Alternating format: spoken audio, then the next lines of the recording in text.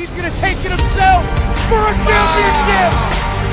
A double play wins it from Frazier. Turn it to the end zone. What a catch. Micaiah touchdown. Into the layup goes at the buzzer. Volusia wins it. The championship.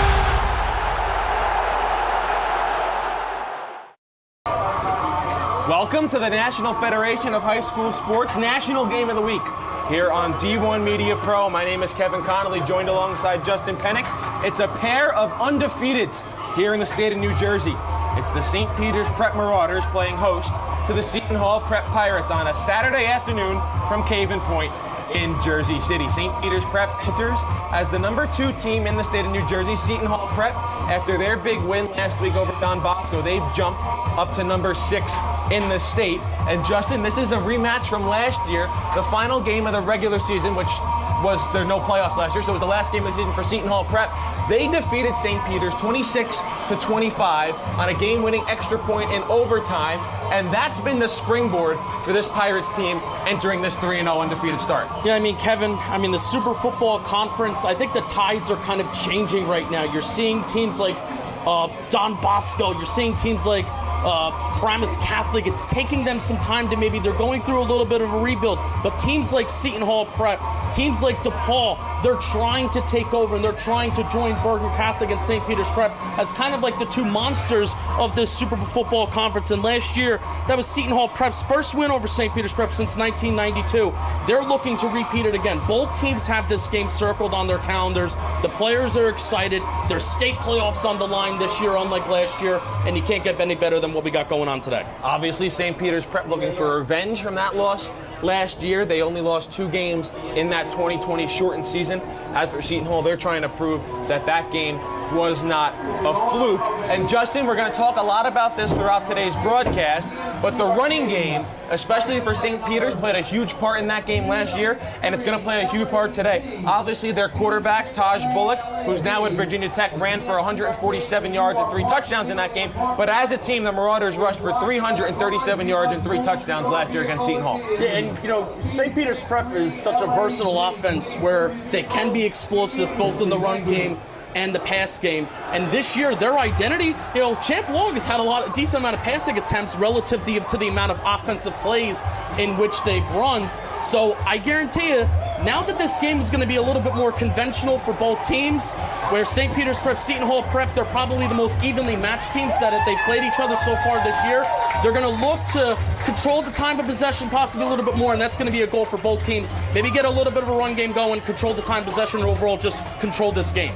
And Seton Hall this year, again, like you said, they like to run the ball as well. Miles Thomas and their star running back only had 13 carries for just 63 yards and a touchdown last year against St. Peter's, but now their senior star wide receiver, Nick Dunneman, he had 7 catches for 82 yards, and he found the end zone last year. Seton Hall relies on their big 3 offensively. Quarterback Jaden Craig, and like I mentioned, running back Tomasin and wide receiver Nick Dunneman. Jaden Craig's a fun player to watch because he's 6'3", he's 215 pounds, and between the white and the blue jerseys that Seton Hall Prep have on, he's a big quarterback that wears number 1. He reminds me of Cam Newton at Auburn, Kevin, which is kind of crazy. So Jaden Craig, he's a physical guy. He has 7 touchdowns on the year, 1 interception, so he's doing a good job taking care of the ball as well. And again, they're going to look to control the time possession, but can Jaden Craig, in a strong defensive front 7 for St. Peter's Prep, it may be tough to run the ball, but can Jaden Craig maybe get a little bit of a passing game going? Can the Seton Hall offense throw the ball down the field? If they can balance that out with the running game, they're going to be tough to stop. This season, Jaden Craig is 29 of 54 for 523 yards, 7 touchdowns, 1 interception. Very similar numbers to what Champ Long has for St. Peter's Prep. He's 37 of 54 this year for 515 yards and also 7 touchdowns to just 1 interception. So we're going to step aside for a quick break. We'll be back after this with the teams coming out of the tunnels, national anthem, and football right here on the NFHS Network. The game of the week in Jersey City between the St. Peter's Prep Marauders and the Seton Hall Prep Pirates.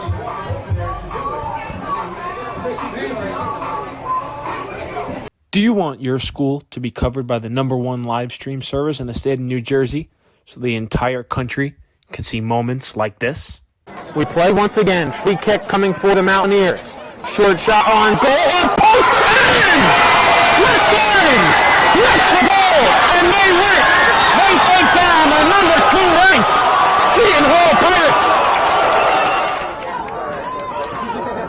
take the snap. He's going to take it himself, barreling towards the goal line, and he's in.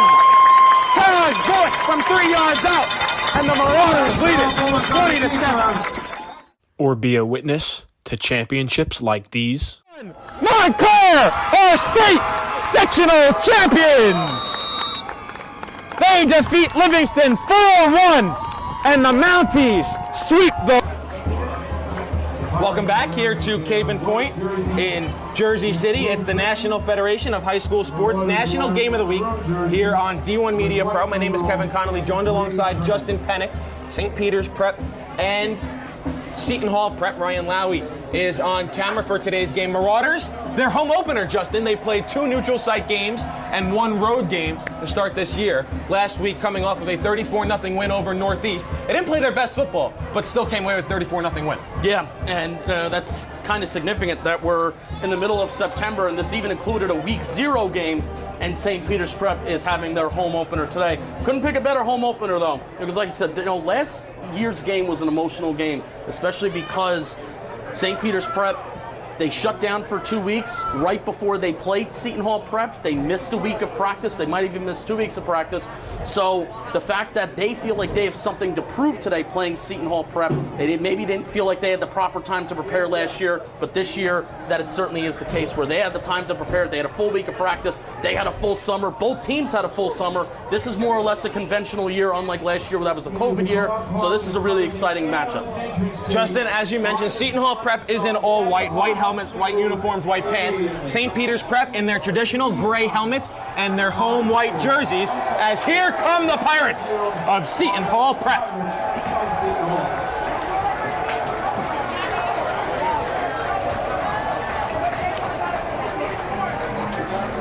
And now if you look to the far end zone, you'll see the Marauders of St. Peter's. Justin, I think we mentioned this last year during one of the games. Their home uniforms now and their Adidas-sponsored uniforms look a lot like Texas A&M. Yeah. They really do. But they are wearing all maroon uniforms and their traditional gray helmets.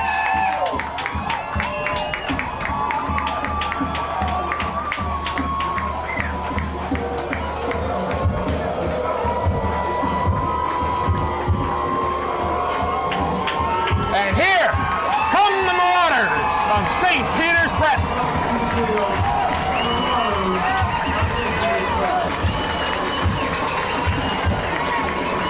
Now, Justin, while we have time before the national anthem, let's get into your keys to victory for both teams. Yeah, absolutely. So starting with Seton Hall Prep, it has forced mistakes for in terms of the St. Peter's Prep offense. St. Peter's Prep, they haven't turned the ball over a lot this year, and because of how explosive they are, if Seton Hall Prep can help their offense force some turnovers, force some mistakes, that'll definitely help them. Seton Hall Prep, their second key to the game is prevent the explosive plays. That is St. Peter's Prep, their best quality probably as a football team right now, and it's year after year after year. It's that they produce explosive plays, both in the running game, both in the passing game, the plays of 20-plus yards, the rushes of 10-plus yards. It's consistent. For St. Peter's Prep, it's stay disciplined. Don't shoot yourself in the foot. Stay disciplined. There's a lot of emotion carrying into this game, so stay disciplined. The last key for St. Peter's Prep is win the line of scrimmage, as always. Front sevens on both sides are always important. So we'll stay right here for the playing of our national anthem, performed today by the St. Peter's Prep Band.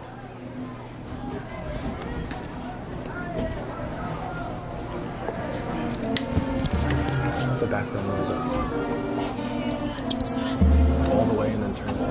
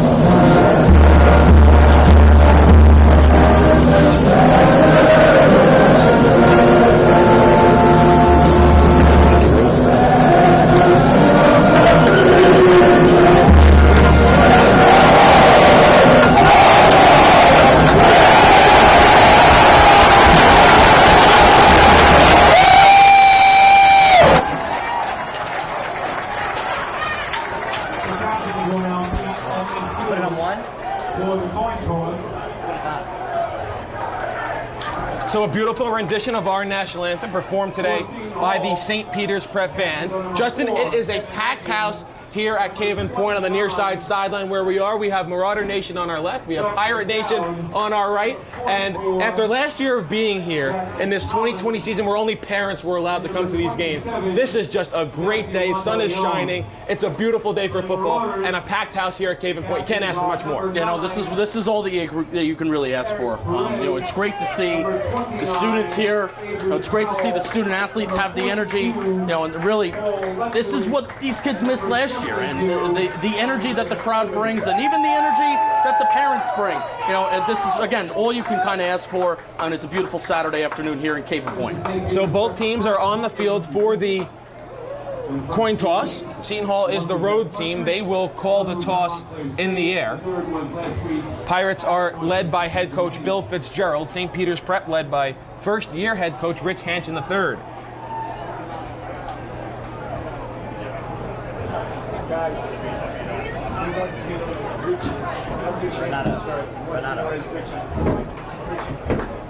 Did Bill go to St. Peter's? He did? So the coin gets flipped in the air, and it looks like Seton Hall has won the toss. They have, and they've elected to defer their option to the second half. So St. Peter's Prep will start with the ball, and Justin, we'll get our first look at Champ Long today with the St. Peter's offense. As I mentioned at the top of our broadcast, 37 of 54, 515 yards, 7 touchdowns, and 1 interception this year. And Champ has looked a lot more comfortable as the games have kind of come along. Week 1, he put up a good stat line, didn't look very comfortable. But weeks 2 and weeks 3, he's looked a lot more comfortable, showing off his tremendous arm talent, especially making plays outside the pocket on the run, especially going to his right in the red zone. The red zone accuracy has been tremendous, and we'll see him. He'll have an opportunity to show it this first drive, see if they can put together some drives, put together some first downs, and see if they get some points on the board. So once again, it's the national game of the week here on the NFHS network. Brought to you by D1 Media Pro, the #1 live stream across our country. This is D1 Media Pro. Contact d1media@yahoo.com for more information. It'll be Nick Conforti, one of the strongest legs I've ever seen at the high school level. He struggled with field goals last year, but granted, they were about 40-plus yard field goals against. But I've seen Nick Conforti doing all the Seton Hall Prep games this year. He can send one over the 335 sign on the baseball field here at Caven Point. That's how strong of a leg he has. Back deep to receive for the Marauders, it's Zion Fowler and Avery Powell. In high school, you kick off from the 40-yard line. Both teams are ready, both fan bases are ready, and here we go. Conforti's kick downfield. It sails through the back of the end zone. His strong leg sets up a touchback. And Justin, let's get a look at the starting offense today for the St. Peter's Prep Marauders. Who's your key player for St. Peter's on their offense? My key player for St. Peter's Prep, it's got to be Sam Slade. Sam Slade, he is the biggest source of explosive plays on this offense, and certainly he's brought that to start this year. It hasn't been at the same rate as it was to start 2020, but still his impact, if you watch these games, his impact is truly felt. Now let's just go to the flip side and get a look at the starting defense for the Seton Hall Prep Pirates. Justin, who are you looking at for this Pirate defense? Number 29, Jackson Dowd. He's a linebacker. He's the middle linebacker. He's got that Leighton Vander Esch pad on the back of his shoulder pads, and he is like that Mike linebacker. He's the dog that's going after, and he's hounding the ball every single play. So Champ Long will take the snap. He'll fake and hand it to Sam Slade. He tries and pump fakes. He splits through a defender, and he's brought down after a gain of 1, maybe 2. It'll bring up 2nd and long for the Marauders. It'll be a gain of 2, and it'll bring up 2nd down and 8. 2nd and 8 for the Marauders. Justin, we see a little option there on 1st down for St. Peter's. They threw the ball a lot last week against Northeast. Champ Long committed to Maryland. He's a very good thrower of the football, but that's not this team's strength. Their strength is keeping on the ground. Do you look to see that a lot more this week? Absolutely. As on 2nd down, they'll keep it on the ground with Slade. He tries to turn the corner on the far side, and he'll pick up 1, and it'll bring up 3rd down and 7. You know, Kevin, and that's so key. Where Seton Hall Prep, do they have the athletes? Do they have the guys in the front seven to stop those outside zone, kind of outside the tackle runs? It's so tough to execute on the offensive side of the ball, but when you have it clicking, it really works. So now, you don't really see this a lot for St. Peter's Prep. They're forced into a 3rd and long situation because of the first early down stops. 4 wide receivers set, 3 to the near side, 1 to the far side for the Marauders. Long back to pass for the first time today, steps up in the pocket, looking downfield, makes a man miss. He's one downfield, and it's caught on the near side. Zion Fowler with the catch and the first down, and St. Peter's Prep moves the chains.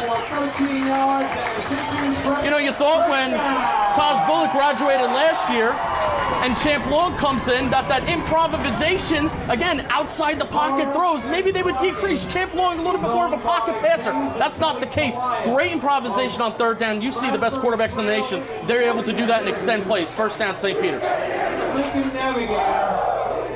Seton Hall doesn't bite on the hard count. And Justin, I want everyone at home to know, it's not, we're not flipped around here at Cave and Point. St. Peter's Prep traditionally always on that far sideline. Yeah. They have moved to the near sideline this year, something that both took us by surprise when we got here this morning. Yeah, absolutely. Slade near side, blockers out in front, and he's brought down shy of the 40-yard line. A nice pickup for Slade on first down. Eric King, number 52, had a great block in the open field that play. That was phenomenal. Other cars that are blocking other cars in the parking lot. Big offensive line St. Peter's Prep has. It's a 6-yard gain on first down and bring up 2nd down and 4. P93 GLX. You're blocking other cars in the parking lot. You must move. And there's one that's a Tennessee license plate. I can't even see the BMW with a Tennessee license plate. Long makes adjustment at the line of scrimmage. He'll hand off to Lefkowitz for the first time today. He tries to run forward and runs into a wall of Seton Hall defenders. Ryan Bodnard looked like to be the first one in on the tackle. It'll go for no gain. It'll bring up 3rd and 4. Seton Hall Prep, very impressive start to this game in terms of establishing the line of scrimmage. You know, St. Peter's, they probably want to establish, you know, a little bit of getting their sea legs under them, running some plays. They really haven't run a lot of offensive plays so far this year because they produced so many explosive plays. Let's see if they can pick up this 3rd down. Marauders 1 for 1 on 3rd down today, thanks to a 10-yard pitch and catch for Champ Long to Zion Fowler. We'll see what they draw up here on 3rd down and 4. Ball spotted just shy of the Marauders' 40-yard line. Long throws out to the near side. Fitzroy Legister makes a man miss, gets spun around backwards, tries to cut up field, and he's brought down after a gain of 2, but he's short of the line to gain, and a penalty marker comes out after the play. Oh, it looked like Seton Hall Prep did have St. Peter's Prep stop, but we're going to have to see what this penalty is. If it's on the Pirates, it'll give the Marauders a free first down. The flag is thrown right at the 38-yard line. After the play, personal foul against the offense. So that'll back St. Peter's up, and that'll push them back, and it's still going to keep it 3rd down, though, Justin. Interesting decision for Seton Hall not to decline the penalty and make it 4th down. Yeah, I thought that would be an after-the-play penalty. You know, Kevin, I kind of resigned to you on some rule stuff, but if that's an after-play... No, they're turning to 4th down. The referee did motion that it was 3rd down, so 4th down, and we'll call it 17. And now whistles come in with a penalty marker back behind the play.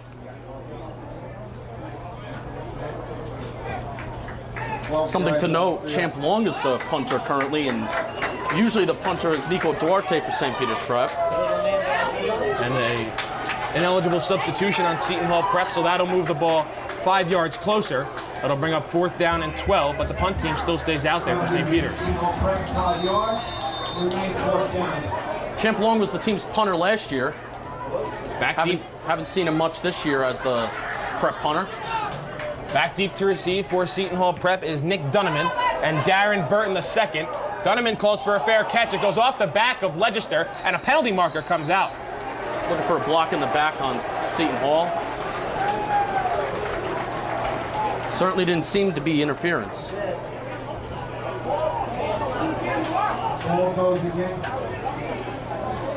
So a penalty marker gets thrown on the punt. 8:33 left to go here in the first quarter. And it looks like the referees are motioning like the flag might be against St. Peter's. No official signal yet. Referees are marking the ball off like it is a penalty against St. Peter's, and Seton Hall Prep is going to be set up well inside St. Peter's territory. They'll mark the ball all the way down at the Marauder 41-yard line.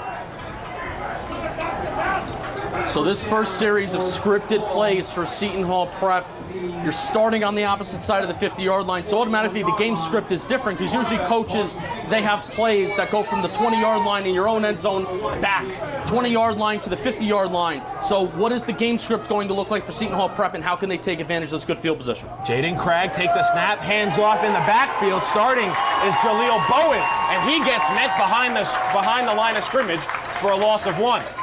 Eric Perez coming in the backfield, getting that ankle tackle. So now we'll see Miles Thomason coming into the backfield. Jaleel Burton got the first carry for Seton Hall Prep. Second down and 11 for the Pirates.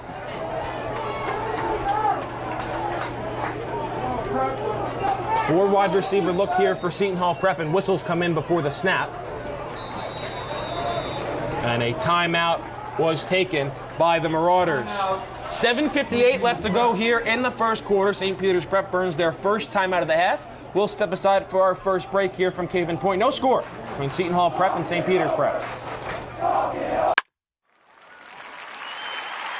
First is his responsibility as Maldonado cranks one into deep left field. You can forget about that. Chris Maldonado with home run number 2 today. He's go as this one is ripped into left field. A bat flip and a homer for Tyler Beck. Pitch is hit in the air, left field, going over Fiore. He's back at the track, at the wall. It's gone. A leadoff home run for St. Joseph's Regional. Ellis Garcia gets things started. Back here at Cave and Point, St. Peter's Prep burned their first time out with 7:58 left to go in this first quarter. They'll have 2 remaining for the rest of this first half. It's a second down and 11 for Seton Hall Prep at the Marauder 42-yard line. Craig throws out to the near side. Thomason with the catch. He's got the first down and more. Miles Thomason gets pushed out of bounds on the far sideline. Looks like they'll spot him down at the 24-yard line, and it's a first down for Seton Hall. Prep safety looked like they were playing man coverage around the board. Prep safety is a little late to rotate down, and I mean, that's if you're Seton Hall Prep and if you're having trouble winning at the line of scrimmage, I can imagine both teams may have a little trouble because of the talented front sevens on both sides. An extension of the run game, using the pass game as an extension of the run game is going to be key for both teams. Beautiful pre-snap motion. You're seeing it again. Gives the quarterback a clue as to what front the defense is in, what coverage they might be playing. Thomason comes in motion. They'll fake the handoff to him. Craig back to pass under pressure, throws over the middle, and it's almost intercepted. Makai Ramsey Middleton almost stepped in front of the slant to Dunneman. The ball falls incomplete, and it'll bring up second down. DBU has been the theme this year for St. Peter's Prep. Their defensive backs in that secondary, they hound to the ball, they're physical, and another pass deflection there, and this is key. I mean, a pass deflection where you're entering the green zone, you're entering the red zone. It's key to make those types of plays. Second down and 10 for Seton Hall Prep. Ball is spotted at the Marauder 24-yard line. Justin, you'd assume they're in field goal range here, but we talked about at the opening kickoff the strong leg of their kicker, Nick Conforti. Dunneman comes in motion. Handoff, Thomason tries to cut back, and he's tackled from behind. He got pushed forward for a gain of 4, and it'll bring up third down and 6. First time we'll see a third down play for Seton Hall Prep today. London Robinson makes a nice play, doesn't give up on the play. Comes up, makes the tackle from behind. So, Justin, we've seen the Seton Hall Prep offense, albeit in a limited capacity, basically run through, pardon my pun, but run through Miles Thomason. Do you expect to see more of that here on third down, or do you expect to see Jaden Craig try and pick up with his legs, which he can do, and obviously his favorite target, Nick Dunneman? Well, you know, there's no running back in the backfield right now unless somebody motions in. And stoppage play. And a timeout is called by Seton Hall Prep. They're going to talk things over before this third down play. Both teams with 2 timeouts left. 7:02 left to go in this first quarter. We'll step aside for a break and be back after this. over to Floyd. He's open. Thought about the three. Drives. Baseline. Oh, what a start for Corey Floyd. Free throw line. Tries to dump a pass off. Gets intercepted.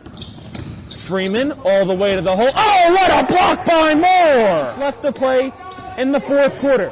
Cromartie. Three. Got it. Davis probed in the corner. Three-pointer. Up and down. Brown again. His second straight three. Roselle Catholic in a hurry.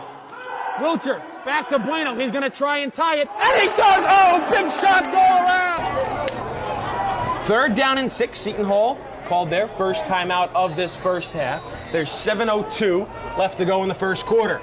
A 5-wide-out set for the Pirates. Marauders showing a blitz. Craig takes the snap. He's under pressure. Here comes the blitz. He throws one up towards the end zone. And Donovan can't hold on. Oh, it was dropped right in his breadbasket. And he couldn't hold on to the catch, which would have put Seton Hall Prep in the end zone. And now we'll see Nick Conforti come on for the field goal attempt.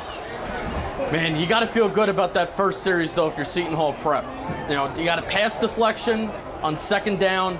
3rd down, your quarterback puts it in the perfect breadbasket to, who is your best skill position player. So, you kick the field goal here, you feel confident in your special teams to execute this, but, it hurts. You dropped it right in the breadbasket, but still, you move the ball kind of quite well from the midfield and the field goal range. That'll be a 32-yard field goal for Nick Conforti. 39, check that. Good snap, good hold. The kick is up, and the kick is no good. So Conforti's struggles on field goals this year continue, and the St. Peter's Prep defense holds. We remain scoreless with 6:51 left to go in the first quarter. Potentially an early big play in this game, Justin. Yeah, absolutely. It's no harm, no foul. St. Peter's Prep is getting the ball back probably a little further back than they would if it was a kickoff. Well, Conforti's got he boots it in the back of the end zone anyway. So Conforti, I love to see his leg. I'm really rooting for him to get that accuracy down, because that is such a weapon that Seton Hall Prep can have. You're on the 25-yard line, and it's a 4th down. To possibly go for a field goal, that could be such an advantage. So I'm rooting for him to get that right. So the Marauder offense back out on the field. Champ Long will hand off a big hole up the middle. A slam Slade makes a man miss at midfield, down to the 45 and brought down right around the 40-yard line. They'll spot him down at the 41. A huge first down play for Sam Slade. And Justin, there's your player to watch today for the Marauder offense. The offensive line, you can drive a truck through that hole.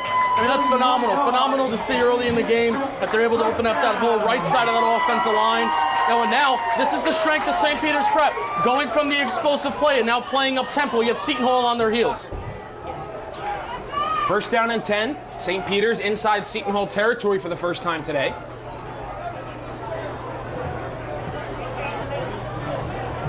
Slade stands next to Long in the gun. He'll hand it right back to him. He'll try and reverse field, trying to turn the corner. He has a block, and he stumbles out close to the 45-yard line. Looks like they'll mark him down at the 44. It's a great effort. Great effort right there by Slade. You basically got hit. You had contact at the line of scrimmage, but you bounce it out, and you're able to get a solid 5-yard gain, 6-yard gain on 1st down. That's fantastic. It'll be a gain of 5 yards. We'll bring up 2nd down and 5 for the Marauders. 2nd and 5 for the Marauders.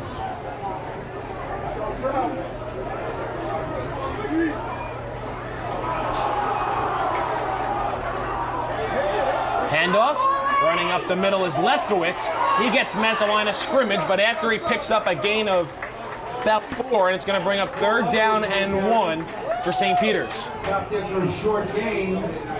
Now, Justin, we talked a lot about Seton Hall's kicker, Nick Conforti. St. Peter's kicker, Nico Duarte, also a very good kicker. Doesn't have as powerful of a leg as Conforti.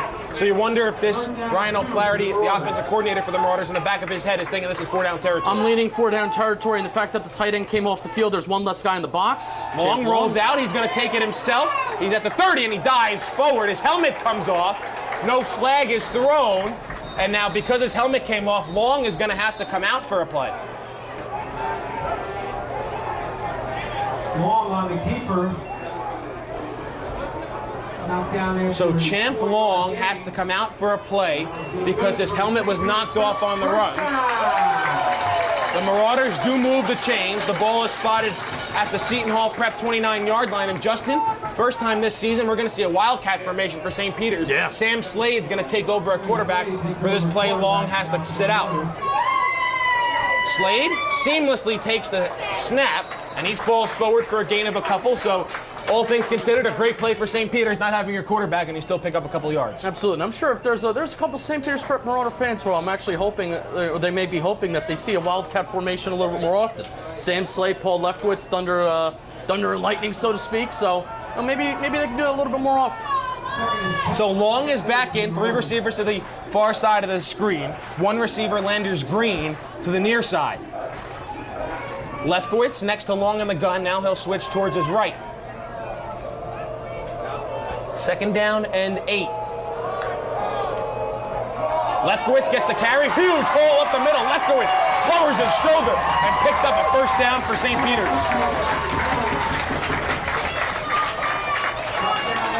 And now Slade will check in for him.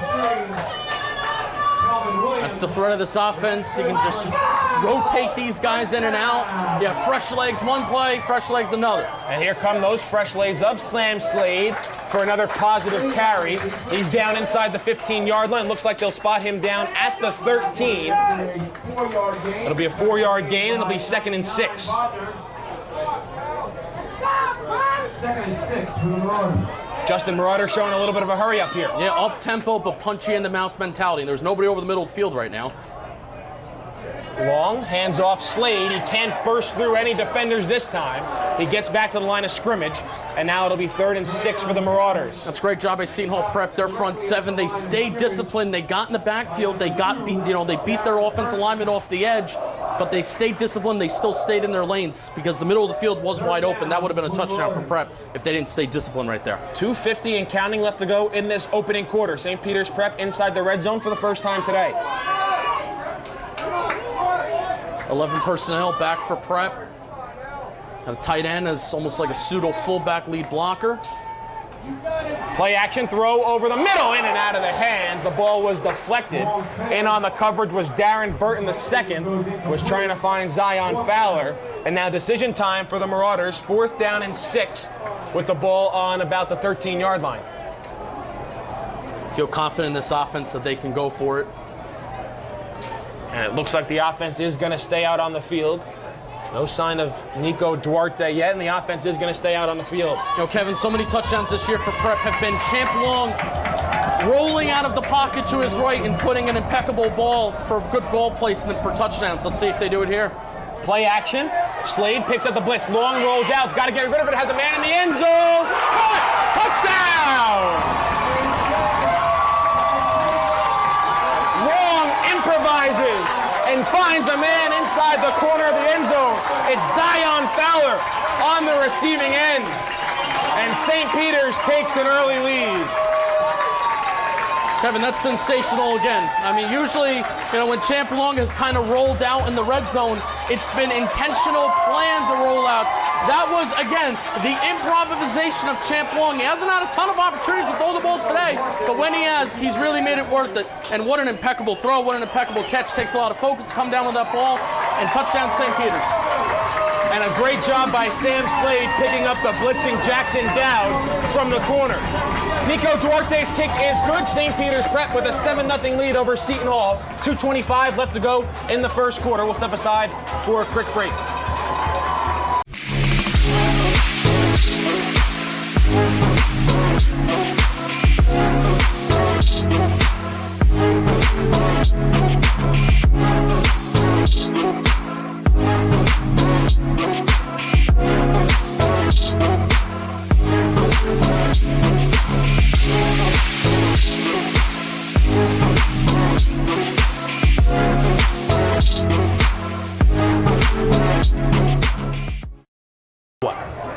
Back here, St. Peter's Prep with a 7-0 lead, a 13-yard pitch and catch from Champ Long to Zion Fowler.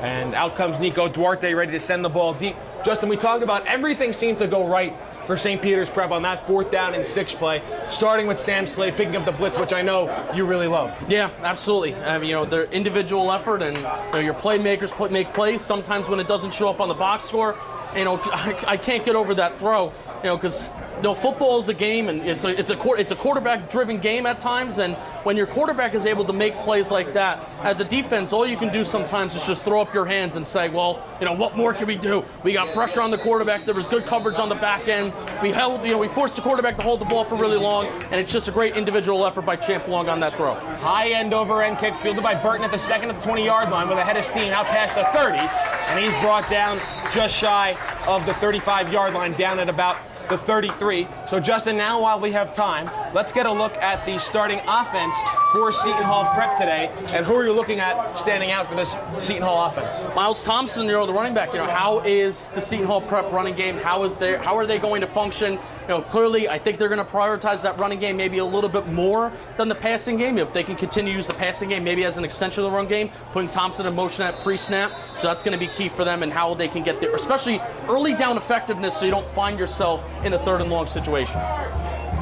First down and 10 play is a handoff up the middle, and it is going nowhere. London Robinson was in on the tackle. It'll go as a loss of a yard, and it'll bring up 2nd down and 11. And Justin, now let's take a look at the St. Peter's Prep starting defense. Who are you looking at for the Marauders today on the defensive side of the ball? A lot of people, they like to talk about Logan Barnes. A lot of people, they like to talk about Bryce Rooks. But, I'm watching London Robinson. We've already said his name twice on the, the broadcast so far. He's made 2 tackles, and, he's had to come in here, with the injury of, Miles. He's had to come in here, and he's had to make some really good plays, and he has so far this season as a defensive end. So 2nd down and 11 for Seton Hall Prep. Craig, back to pass, throws over the middle. Too high, unable to reel it in, was Elijah Rippey, and it'll bring up 3rd down. Ramsey Middleton again with another pass deflection, with another good play, tight coverage there, forced an incompletion, and a penalty on Seton Hall. And there was a penalty marker on the play, thrown at the line of scrimmage, and it looks like it's going to go against Seton Hall.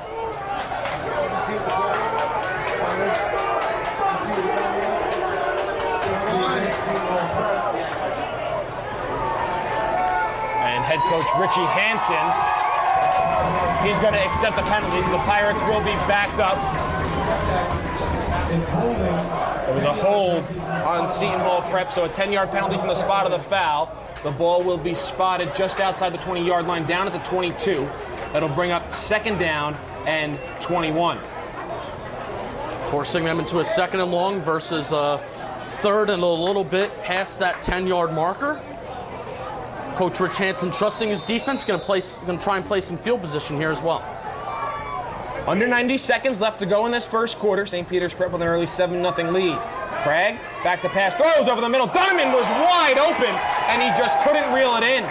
Justin, do you sense a little bit of nerves right now from Seton Hall Prep? Yeah, that's 2 drop balls, 2 key drop balls for Seton Hall Prep, and you're playing such a good team. Both teams, they're so evenly matched. You're playing such good teams, you can't afford those mistakes like that, especially because that play, you had an opportunity for yards after the catch. Maybe you make a guy miss, you get yards after contact to put yourself in somewhat of a 3rd and manageable situation.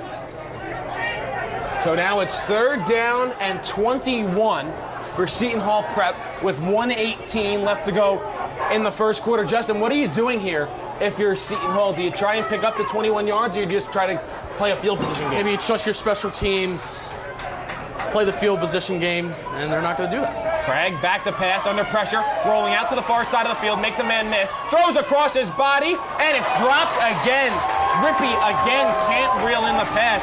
Justin, that's 4 or 5 drops today we've seen from the Seton Hall Prep receiving corps, and it's still the first quarter. Yeah, you got to execute those. Quarterback is doing a good job of on that drop touchdown pass. He kind of threw off his back foot, but it was a beautifully thrown ball there.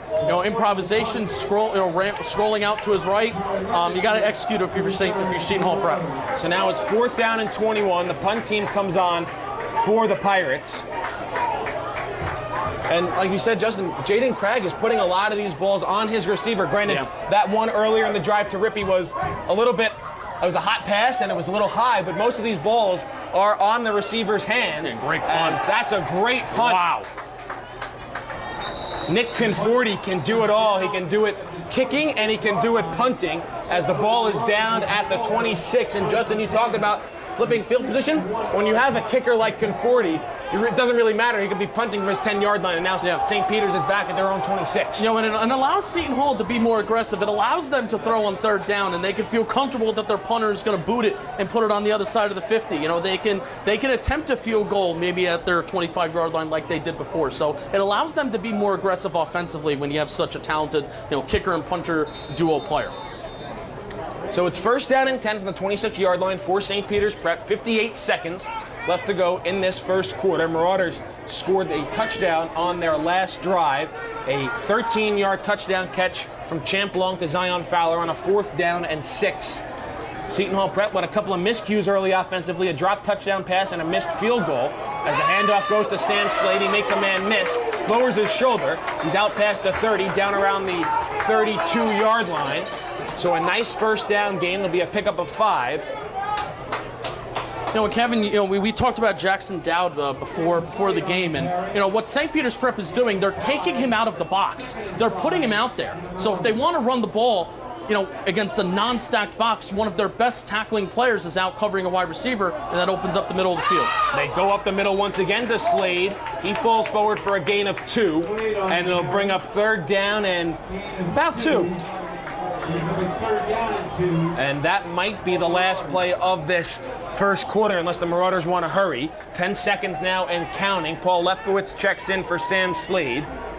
Now 7 seconds. Long gets everybody set at the line of scrimmage with 4, with 3, 2, 1. The Marauders do get the snap off. It's Lefkowitz up the middle. Does he have enough for the first down? The line trying to push him. It's going to be close, but Justin, I think he's a yard short. Kelvin Williams with the tremendous play. They hit him a little high, and you might have heard me gasp a little bit at the type of hit that was. 2 physical players, Lefkowitz and Williams there. I mean, that was a great tackle. Sorry, Justin, but they're going to give Paul Lefkowitz the yards he needs. They're going to say that ball just got to the first down marker. They didn't even bring out the chains to measure. So a first down and 10 for St. Peter's Prep. When we come back, first quarter over here at Caven Point, the Marauders lead it 7-0 over Seton Hall Prep. Are you interested in pursuing a career in sports marketing or creating impactful sports content? You can get experience in high school by being a part of the RISE program powered by Ortho Carolina. It will give you a head start on an exciting career. The RISE program exposes students to industry professionals and gives them real-world experience by creating content and marketing the teams at their own high school. To find out how you can be a part of RISE, email us at contact@readinessandsportseducation.org.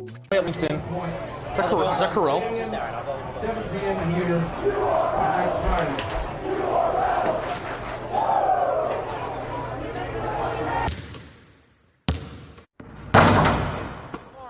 Over to Floyd, he's open, thought about the 3, drives, baseline. Oh, what a start for Corey Floyd! Free throw line, tries to back here for the start of the second quarter between St. Peter's Prep and Seton Hall Prep. It's a first down and 10, just in a generous spot given to Paul Lefkowitz on the 3rd down and 2 play. Long heaves one deep downfield, and it's off the hands of its intended target. Zion Fowler was the one who tried to reel it in, and Justin Jackson Dowd, a linebacker, running step for step with Fowler down the far sideline. It's bizarre because Dowd's a linebacker and Zion Fowler is one of the team's best wide receivers. So, I even though Dowd's a really good player and that was relatively good coverage, I'd still say that's a mismatch when you have a linebacker on a wide receiver. Now, and again, both teams being kind of plagued by drops a little bit. That's a big explosive play that could have put you in the red zone, and ball hits you in the hands, you got to come down with it. 4 wide out set once again. A handoff this time to Lefkowitz running forward. Lowers his shoulder. Bullies over a defender. He's still on his feet, and he picks up the first down. There's your thunder from Paul Lefkowitz. A big first down run. He picks up 12, and the Marauders are just shy of midfield down at the 48-yard line.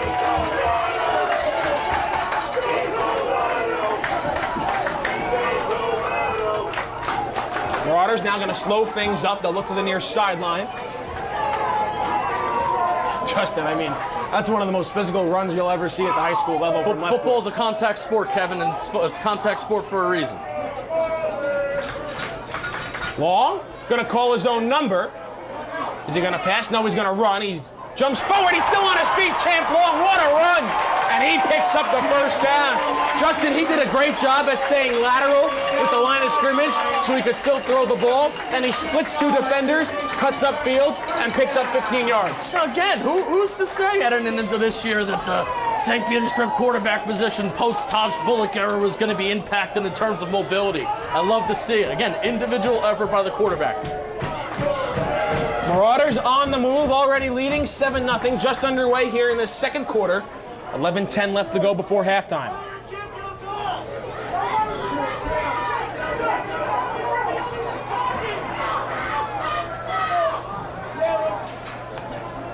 Long.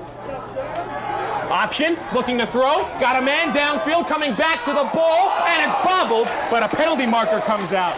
Oh, that would have been an incredible catch on the near side by Landers Green. A great job at coming back to the ball, but it looks like we're going to have a couple of penalties. There's a penalty thrown where the ball was thrown, and also a penalty on the far side. So 2 penalty markers are down here.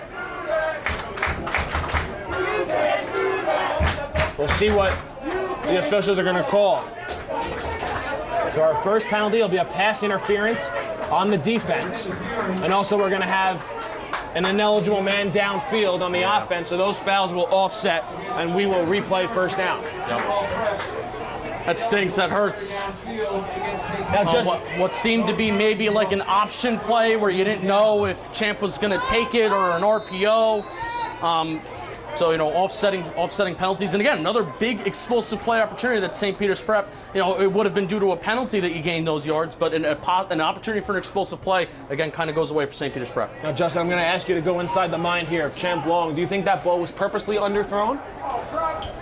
Give your bigger physical wide receiver an opportunity, especially when you're rolling out to your left like that and you don't really have your arm strength under you. I'd say it certainly was. Handoff, Slade running forward, makes a man miss. They'll be brought down shortly after that at the 35-yard line. A pickup of 3 yards, and Sam Slade lost his helmet on the play, so he'll have to come out for a play. Paul Lefkowitz will go in for him.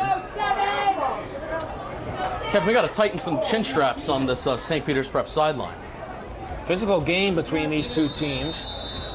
They'll mark him down just shy of the 35, about at the 34.5-yard line. So it'll be second and a short 8 or second and a long 7, however you want to frame it. But we'll call it second and 8.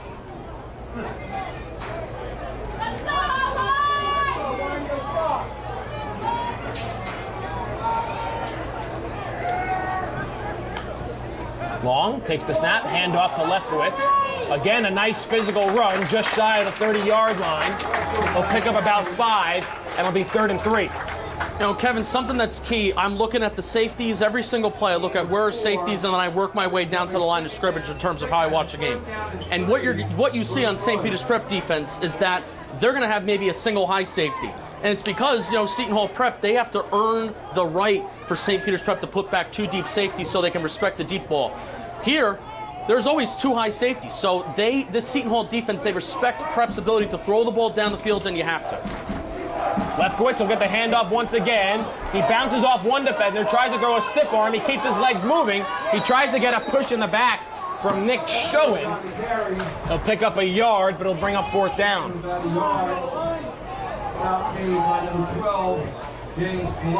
Looks like it'll be 4th and a long 2 right now for St. Peter's. Ball spotted at the 31.5-yard line, the 30.5-yard line, I should say. And the Marauders have to get down to just inside the 29. Again, you don't hesitate. Your defense is playing great. It's 4th and short. Prep has been running the ball well all game. It's interesting that they have Sam Slade here and maybe not their short yardage back, so to speak. And they're in 11 personnel. They got the tight end back out there. Marauders 1 for 1 on 4th down today. Seton Hall Prep showing an all-out blitz. Middle of the field. And now the Marauders will change the play at the line of scrimmage. Middle of the field wide open. Seton Hall Prep either selling out on the run or they're going to absolutely come after Long. But before a penalty is thrown for delay of game, the Marauders will burn a timeout. That is their second of the half with 8:48 left to go in the second quarter. We'll step aside for a quick break and be back right after this. St. Peter's Prep with a 4th down and 2 from just outside the Seton Hall Prep 30-yard line.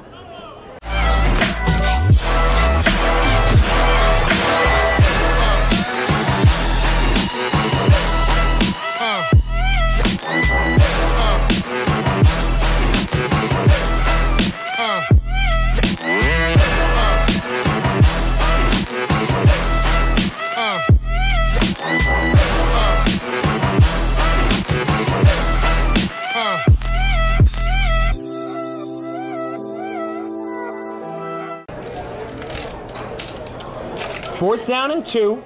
St. Peter's Prep still talking things over after they burn their second time out of this first half. 8:48 left to go here in the second quarter. I'm Kevin Connolly, joined alongside Justin Pennick. Ryan Lowy is on camera for today's game, the National Game of the Week here on the NFHS Network, brought to you by D1 Media Pro. Big week coming up here on D1 Media Pro. Starts off on Monday and Tuesday with soccer. First on Monday, boys soccer, West Orange against Livingston. And then on Tuesday, our D1 Media Pro soccer game of the week between West Orange and Livingston on the girls' sides under the lights. Back to action here, 4th down and 2. Slade, hands off, has the first down and more. Sam Slade is brought down inside the 20-yard line. A great tackle there by Jalen McLean to prevent a touchdown for St. Peter's, but the Marauders move the chains on 4th down, and it's 1st down and 10 inside the red zone. I mean, you saw a super jumbo set there. I don't know if I saw 12 personnel with 2 tight ends, but I saw London Robinson also out there as a lead blocker, so to speak. And the patience of Sam Slade, and as another flag penalty falls, marker comes in way after the patience play. of Sam Slade has been remarkable this game, where, obviously he had that one big play up the right, on the right side of the offensive line, as there's a penalty on Seton Hall. But the patience and the ability for Slade to hit the hole has been very impressive. So the flag was just a sideline warning on Seton Hall Prep, so that's not a penalty, that's just a warning. Next time they get a sideline warning, that would be a penalty. So it's still 1st down and 10 for St. Peter's. Ball spotted exactly at the 20-yard line. Long takes the snap, hands off to Slade, changes direction quickly, has blockers out in front, tries to turn the corner, and he's brought down on a shoestring tackle by Matthew Monteleone, but he has enough for a 1st down, and it's 1st down and goal for the Marauders. Saw it again, change of direction. And Justin, he does it so easy. Yeah. It's not a big foot in the ground and a delayed motion. It's 1-2. He changes motion as now they'll bring in the bowling ball of Paul Lefkowitz for 1st down and goal from the 8-yard line.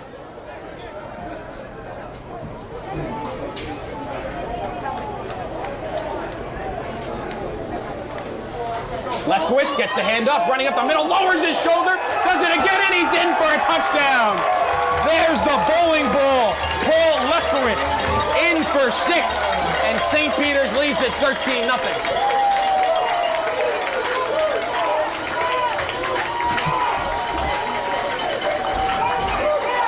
I mean, wow. That's violent. That's 2 runs on this drive like that. It's violent. It goes for a touchdown. I mean, you're watching it. We're in the booth and my knees buckled. Felt like he hit me. It's unbelievable. Nico Duarte on for the point after attempt. A high snap, a line drive kick, and the kick is good. So St. Peter's Prep opens up a 14-0 lead over Seton Hall with 7.5 left to go before halftime. Pirates set to get the ball back after this break here on D1 Media Pro.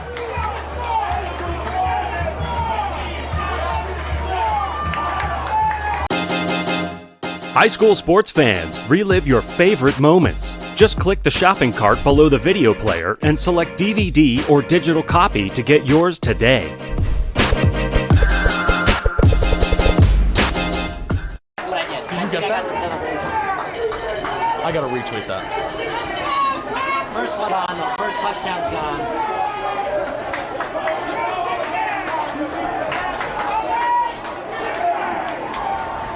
St. Peter's Prep opens up a 14-point lead over Seton Hall in the National High School Game of the Week here on the NFHS Network. I'm Kevin Connolly, joined alongside Justin Pennick and Ryan Lowy. Justin, these last 2 drives for St. Peter's, very impressive after a feeling out period on that first drive of the game. Yeah, imposing their will in the run game. And where's this kick going to go? Out of bounds. Short end-over-end kick that goes out of bounds inside the 30-yard line, so that'll bring the ball out to the 40 for Seton Hall on a free kick out of bounds. So Pirates set up in good field position here for their drive after the St. Peter's touchdown. In Seton Hall, they've done some things right. Especially quarterback's been quarterback Jaden Craig. He's been putting the ball in some good spots for wide receivers to come down with him and skill position players. They just got to execute. A little bit more execution is needed on the Seton Hall Prep offense right now. And just check that ball be spotted at the 35-yard line, where it'll be 1st down and 10 for Seton Hall Prep.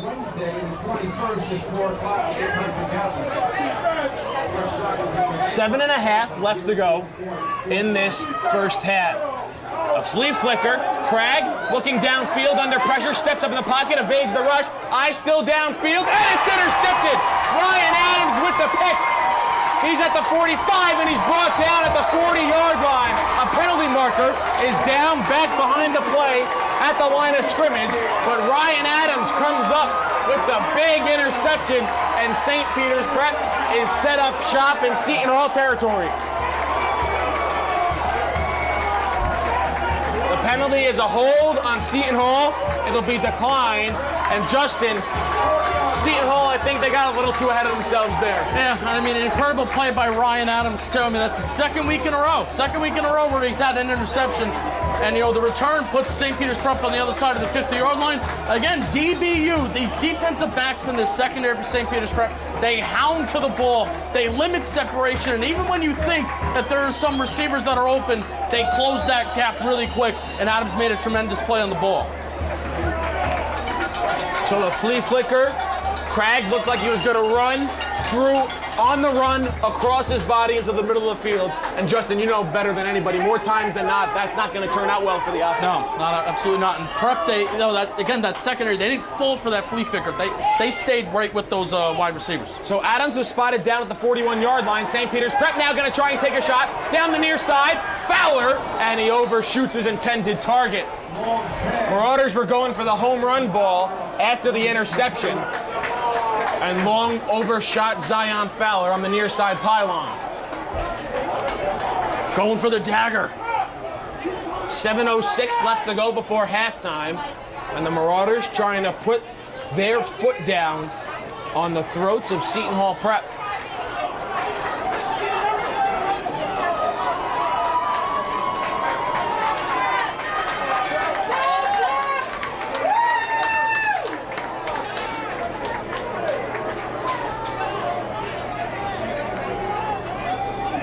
Handoff. No, everyone was off page on that one. It looked like Long handed off to Lefkowitz. The receivers, Fitzroy Legister was the intended target. He thought it was a handoff too, never turned around for the ball, and it's 3rd and 10. Yeah, usually that's a staple of this Prep offense, where if they want to get something quick, especially, on a 2nd and long, to set yourself well up on 3rd down, your wide receivers, they run a little curl, they run a little button hook, play action RPO, turn around, it's a solid 8-yard gain, but wide receivers thought it was a run. So now it's 3rd down and 10 from the 41-yard line. The Seton Hall Prep defense trying to stand tall after the interception. Craig's 2nd interception this season. His other one came in a victory over Union City in the Rumble on the Raritan Showcase. And Seton Hall Prep is going to quickly call a timeout. They didn't like the look and the numbers they had on that play. So that'll be their 2nd timeout of the half. Each team with 1 timeout remaining, 7:02 left to go in the 2nd quarter. Marauders with a 3rd down and 10 from the Seton Hall Prep 41-yard line when we come back. Want to learn how to be a talk show host? Want to be a great play-by-play announcer? That's good! You always have to be prepared for something to happen. Thank you, Gary. Sure, thank you, Matthew. Good evening, everybody. Today is Super Bowl 54. The Kansas City Chiefs versus the San Francisco 49ers. But sometimes there's a lot of pressure, there's a lot going on, there's a lot on your mind. Arizona is a tough out right now. I think the Chiefs come out of it. He speaks beautifully. To speak in front of people, learning how to have a conversation, learning to ask questions. These are skills that will help you in whatever you do in your life.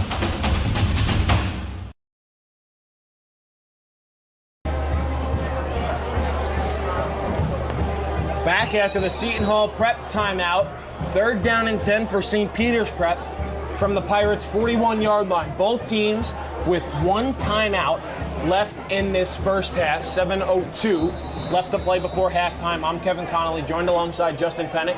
Ryan Lowy is on camera for today's game. It's a 4 wide receiver set for the Marauders.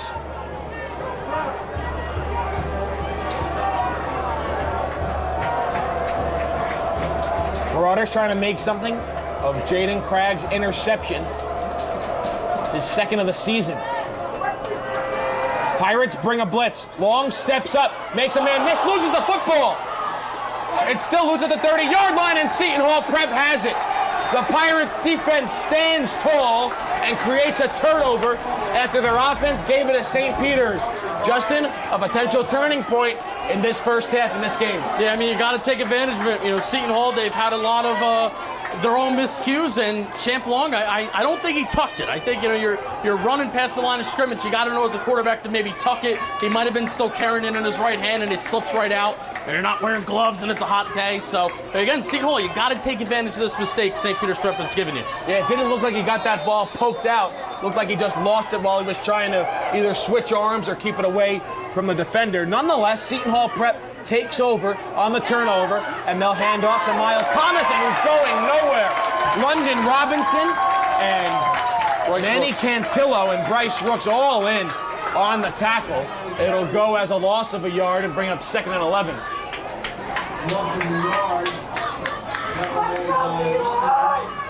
And Justin, do you get where this really doesn't play in Seton Hall's favor, given the interception on the last drive, the drops they've had on with their wide receivers, and St. Peter's Prep, arguably the best defensive line in the state of New Jersey, and Seton Hall Prep loves to run the football. It doesn't seem like it's a great recipe for the Pirates. Yeah, I mean, at this point, you know, you got to have confidence on your quarterback to put the ball in the right spot. They'll run a swing pass out to the near side. Thomason makes a man miss, but 3 other Marauders will converge on him on the near sideline. That'll go as a gain of about 6 and bring up 3rd down and 5. You know, and those are the play calls that you want to see on 1st down. If you're not running the ball well, those are the types of play calls that you got to have on early downs to set yourself up on 3rd down. Because if your wide receivers, you know, if they're having trouble catching the ball, if you're having trouble throwing the ball, you just can't afford to be in these 3rd and long situations. Get yourself set up in a 3rd and short, so if you have to, you know, rush the ball for 3 yards, 4 yards, and then you can do that and you feel confident when you're doing that.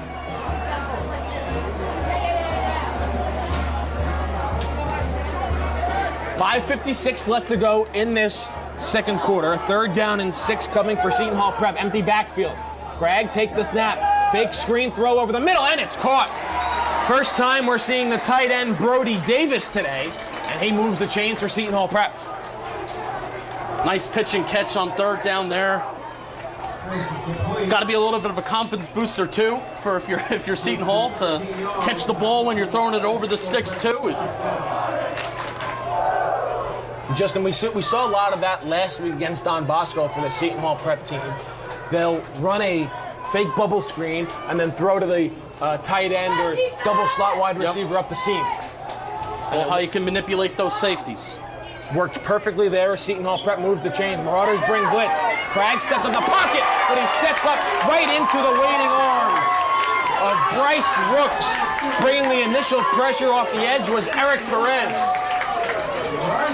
So Eric Perez comes off the edge with the blitz, and therefore that forces Craig to step up in the pocket to that tough interior defensive line, because you know they're penetrating that pocket and they're going to be working their way back. But that was a heck of a job of Perez to have that blitz coming, kind of going off the edge to beat that tackle off the edge as well, to force Craig to step up in the pocket.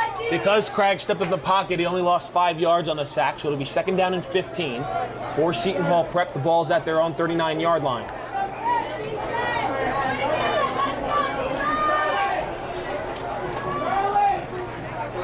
Marauders showing blitz once again. Perez comes on the blitz. The handoff goes to Thomason. He's met right at the line of scrimmage, and it'll bring up 3rd down and 15. And some pushing and shoving after the play. Bryce Rooks greeted the running back at the line of scrimmage. And again, another 3rd and long situation. It's just not ideal. You know, when you're behind in this game, and throwing the ball has been inconsistent. However, I mean, I would say that's been the best part of Seton Hall's offense so far. It's just they've been victims of drop balls. 3:50 and counting left to go before halftime. Manny Cantillo exited the game. Marauders will send one more DB on for this 3rd down and 15, and they jump off sides. Bryce Rooks looked like to be the one on the end of the line of scrimmage to jump across. So now Seton Hall Prep with a much more manageable 3rd down and 10. Yeah. And you're in 4-down territory, Kevin. I mean, there's no doubt about it. I think you're. If you're down 14-0, and if you punt the ball, you try to pin St. Peter's Prep down. I mean, St. Peter's Prep, if they're going to feeling they're going to put up 7 points regardless. Put them at the 20-yard line if you put them at the 40-yard line. Pirates do get the ball to start the second half, just to keep in mind. 3.5 now left to go before halftime. Swing pass out to the near side. Thomason has it. He's at midfield. And we'll see where they spot him down. They'll spot him down well inside the 45-yard line, closer to the 40-yard line. And Seton Hall Prep, Justin, on a play that you've loved today for the Pirates, picks up the first down and moves the chains. Again, it's quick, and if they're not playing, if they're not playing man coverage on the running back, and they're not going to account for him in the backfield, that little pitch and catch, and it's like I said, it's an extension of the running game, and those are the types of plays that they need to call on early downs and not really wait for third down to call. Pirates inside Marauder territory. Ball spotted down at the 42-yard line. 3:23 left before halftime. Seton Hall Prep trying to create a double possession here. Score before halftime, and then they get the ball to start the second half. Thomason is brought down just behind the line of scrimmage. Bryce Rooks smashes through the line of scrimmage and brings down Thomason for a loss of 1. Behind the line of scrimmage by number 59, Bryce Rooks. 3 minutes left to go in the second quarter. 2nd and 11 coming up for Seton Hall. And Justin, just curious, if you're Seton Hall, do you just abandon the running game, as now the Marauders will call timeout? Some fans were yelling that they only had 10 guys on the field, and maybe that's in fact why they called timeout. That's their final timeout of this first half. We'll stay right here. Just that question. Do you stick with the running game, or do you eventually just only go to swing passes like that? Again, it's tough because you can do certain plays that can be extensions of the running game, but if you're Seton Hall Prep, even though you have the time, you have 3 minutes, and you're getting down to 2 minutes, and you cross the 50-yard line, you have the time, but you still can't afford those wasted plays. You can't afford those wasted plays on first and second down. 35 fans know that you only have 10 people on the field, and none of your coaches do. So it's 2nd down and 11 for Seton Hall Prep.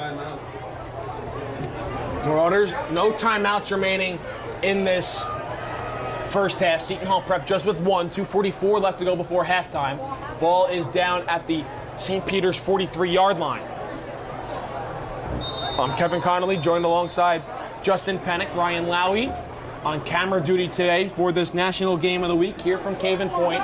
St. Peter's Prep 3-0, Seton Hall Prep 3-0. Marauders number 2 in the state of New Jersey.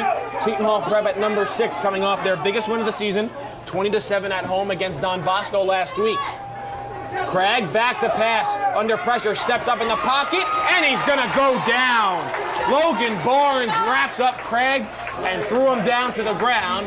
It'll be a big loss, and Justin, yet again, now a 3rd down and 16 coming up. Yeah, and fans were yelling in the stands again that St. Peter's Prep only has 10 players on the field, and they only had 10 players pre-snap.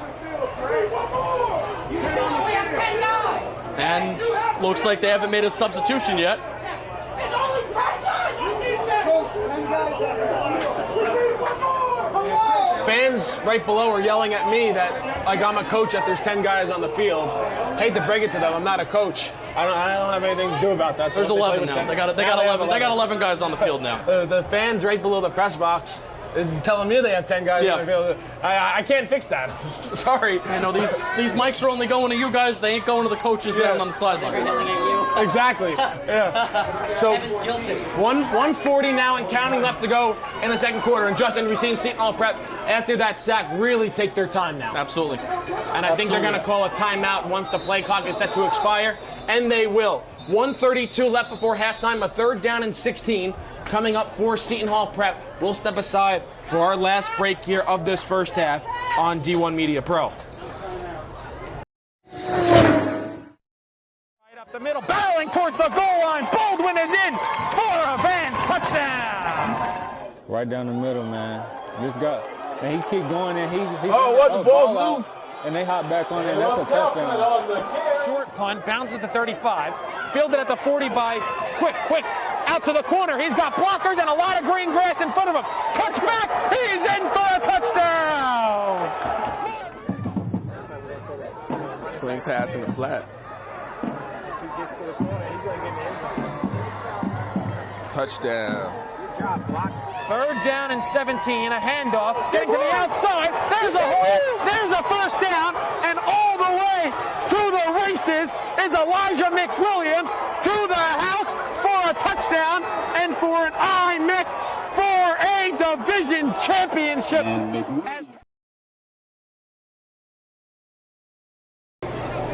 Back after the Seton Hall prep timeout. Neither team with any timeouts left. 1:32 left before halftime. Third down and 15 coming up for the Pirates. Nick Dunneman goes in motion. Jaden Craig takes the snap, throws one deep downfield, and it's incomplete, but a penalty marker comes in. Avery Powell bid on the double move, and that's going to have Seton Hall prep with a free first down on the pass interference. I wonder if they call this holding or if they call it pass interference. And it looks like it's going to be pass interference. So it gives Seton Hall prep a free 15 yards, a free first down. And now can the Pirates take advantage, score before halftime, and then get the ball to start the second half? Yeah, I mean, before, after that sack, they let, almost a minute go off the clock, and you don't have any timeouts left, and you've been having trouble, moving the ball. So you may need some time left on that clock to actually get the remaining 30 yards. Obviously, they have a field goal kicker that can, boot it pretty far.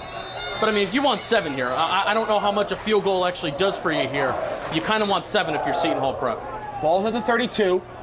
Craig rolls out, throws deep downfield, incomplete. Makai Ramsey Middleton in on the coverage as Jaden Craig was trying to find Danny Easter. I thought we were a little handsy there. If there was a interference call I thought could have happened, I thought that maybe it could have happened there.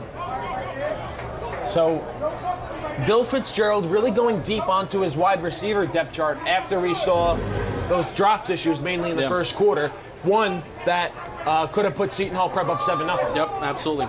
I got to give credit to Jaden Craig. I mean, he's been, putting the ball in good spots. Even right there, that was a back shoulder throw. Good play on the defender, but getting his hand in there right in the breadbasket to force that incompletion. But Jaden Craig, he's done everything that he's been kind of asked to do. Just that one mistake, but his Seton Hall prep defense bailed him out.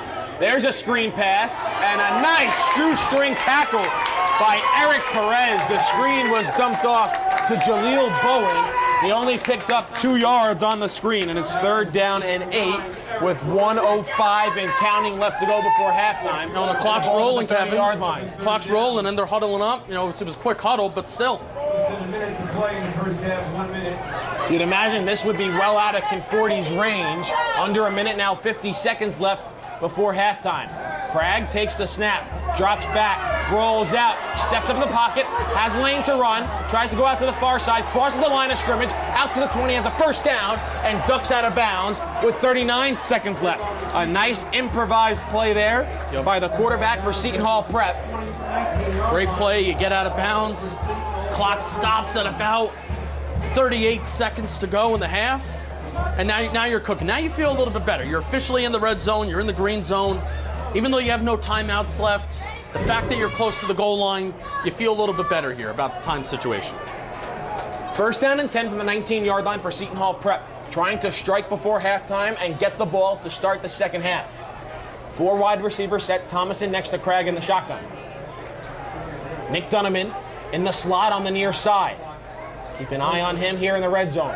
Marauders bring pressure, trying to dump it off to Thomason. They do. Reverses field, beats the defensive line, gets a block, steps through, dives towards the goal line. He's in for a Seton Hall touchdown. A screen pass to Miles Thomason, and he did the rest. With 29 seconds left to go before halftime, the Pirates are on the board. The senior running back, he's part of this Seton Hall prep offense big three, and he shows it off right there. I mean, those are the types of play calls that you got to have and you got to repeat if you're Seton Hall. Again, the extension of the running game. If you're not working well as a running back, well, get him involved in the receiving game and let him go to work with the yards after the catch and the broken tackles, yards after contact. We got a ball game, Kev. So Nick Conforti on, trying to make it a 7-point game.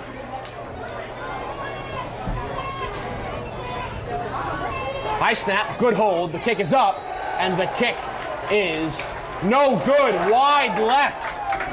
So Conforti's struggles today continue, and it's just a 6-point possession for Seton Hall, and it remains an 8-point game. But I guess in favor of Seton Hall, it's still now a 1-possession game. Yeah, and critical of it in the beginning, but now looking back, to leave St. Peter's Prep only 29 seconds, does St. Peter's Prep, do they get the ball here, and do they just take a knee, or do they try to maybe let Champ Long throw the ball down the field and try to get an explosive play, get out of bounds, try to put points on the board before the half? But it's certainly going to be hard. That was beautifully executed on the offensive side of the ball to get a touchdown before the half, and now you're going to be getting the ball to start the second half. That was beautifully executed, beautifully done by the Seton Hall Prep offense. But Conforti can't capitalize and put the extra point through the uprights. He's missed a field goal and an extra point so far today. Marauders will have probably about more than close to 20 seconds unless Conforti bombs one through the back of the end zone for a touchback, which he does pretty often on kickoffs. I'd let him return it. Don't put it in the back of the end zone, but if you can catch the ball at the goal line and force him to return something back, that's a few seconds that go off the clock, and don't automatically give him 20 yards. 29 seconds, Marauders, no timeouts. Seton Hall Prep also with no timeouts left in this first half. Conforti will bomb one downfield end over end, and it'll sail into the end zone, take one bounce, and go out of the back of the end zone. So the Marauders, with 29 seconds left, their offense will come out on the field. Now, Justin, I know you laid out the situation. What would you do here? Would you try to make something happen with 29 seconds, or would you be content going into halftime up 14-6? I'm feeling really good about the half of offense that we produced. Take a knee, take it into the locker room. There's more bad things that can happen on the opposite side of the 50 with 29 seconds left and no timeouts. There's more bad that can happen than good. So I would just take it into the half, take the touchdown lead.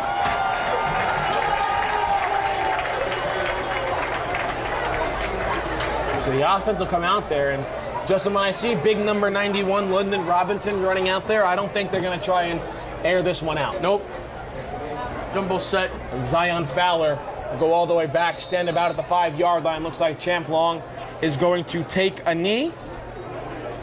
Pending a clean snap, he'll take a knee. And that will bring us to halftime here between St. Peter's Prep and Seton Hall Prep. The Marauders jumped out to a 14-0 lead. Seton Hall Prep with a couple of self-inflicted wounds. But Justin, the Pirates score a touchdown. They can't get the extra point, but it's going to be a 1-possession game going into halftime, and Seton Hall Prep gets the ball to start the second half. Absolutely, and they found things that started to work. I think they're realizing that, hey, running into this front 7 on first down, it's just flat out not working. So finding some ways on how they can get productive plays on first down. They were moving the chains on third down too. When early down ineffectiveness by Seton Hall, they were still able on a 3rd and long to move the chains. They're finding ways to move the ball on offense, and that's going to be key for them heading into the second half. So that's going to do it for us here for the first half. We'll step aside for our halftime break, but don't go anywhere. Second half coming up after this, the National High School Game of the Week on the NFHS Network on D1 Media Pro, and we have a good one brewing here in Jersey City. St. Peter's Prep with a 14-6 lead over Seton Hall. We'll step aside and be back after this. He's going to take it himself for a championship. A double play wins it from Frazier. Turn it to the end zone. What a catch. Makayaton, touchdown. Into the layup, goes at the buzzer. Wins it.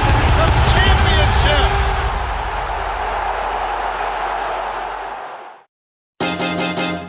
High school sports fans, relive your favorite moments. Just click the shopping cart below the video player and select DVD or digital copy to get yours today.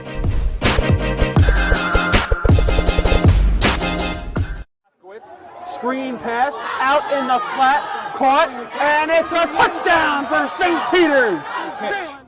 O'Donnell swinging away, puts it over the shortstop's head. That's a base hit. It'll score 1. Faraz on his way home. Throw is not in time. Going quickly, Bullock takes the snap, throws to the far side, wide open, touchdown. In there, called strike 3 looking. Mulcahy strikes out the side. He's perfect through 2. Now up ahead for the Marauders. Here comes Bigwitz. They score! Michael Bigwitz for St. Peter's Prep. Bounced on the ground to short. Faraz Fields, flip to O'Donnell 1, throw on to first. In time for a double play. Just will look back out there for the Marauders. He takes the snap, looking over the middle, has a man, can he scores, reels it in. 35, stick on to defenders, 2 on his feet, 20. There goes. Once again. Hit in the air to deep center field. Sicka moving on the back at the wall. It's gone! Ellis Reed with a 2-run blast. And the Marauders have a 6-0 lead. St. Peter's Prep has the best coverage for its student athletes. Why don't you? Want to learn how to be a talk show host? Want to be a great play-by-play announcer? That's good! You always have to be prepared for something to happen. Thank you, Gary. Sure, thank you, Matthew. Good evening, everybody. Today is Super Bowl 54. The Kansas City Chiefs versus the San Francisco 49ers. But sometimes there's a lot of pressure. There's a lot going on. There's a lot on your mind. Arizona is a tough out right now. I think the Chiefs come out of it. He speaks beautifully. Learning to speak in front of people, learning how to have a conversation, learning to ask questions. These are skills that will help you in whatever you do in your life. One of New Jersey's premier high school basketball teams gets their coverage from D1 Media Pro, and it goes like this. Finds Floyd to tie things up. Tie game! 62 apiece. 90 seconds. Floyd attacking and throws it down. Corey Floyd. A missed opportunity down low behind the back to Bueno and one. Lawrence with Floyd, he'll lob it up for the slam. It's too low for Dunn. Wilcher to Floyd, lays it in and one on the lob. Thought about the three, drives baseline. Oh, what a start for Corey Floyd. Here with Corey Floyd after a tough 6. Wilcher, 3. Got it! Simeon Wilcher is fired up! And Simeon Wilcher all alone with the flush. Here with Simeon Wilcher. And a pass taken away by Marshall. And he'll throw it down! Tosses it ahead to Valencia. Serene driving and throws it down! He can't get around and a turnover! Corey Floyd has it. Step through, lay in, through the basket. Marcus Cerroti here with Roselle Catholic head coach Dave Buff. Dave, you're coming up. Now it's your time to join.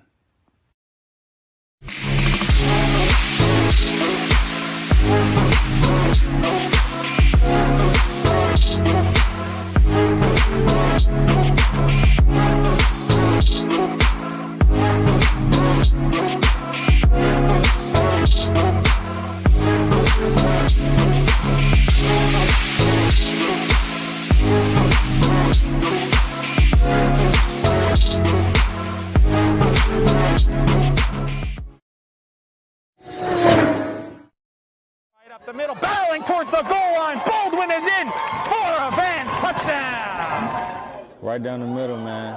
This guy, and he keep going, and the ball's loose. And they hop back on it, and that's a touchdown. Short punt, bounces at the 35. Fielded at the 40 by Quick. Out to the corner. He's got blockers and a lot of green grass in front of him. Cuts back. He's in for a touchdown. Swing pass in the flat. Gets to the corner, he's going to get in the end zone. Touchdown. Good job, block. 3rd down and 17, a handoff, getting to the outside. There's a hole, there's a first down, and all the way to the races is Elijah McWilliams to the house for a touchdown and for an IMIC for a division championship.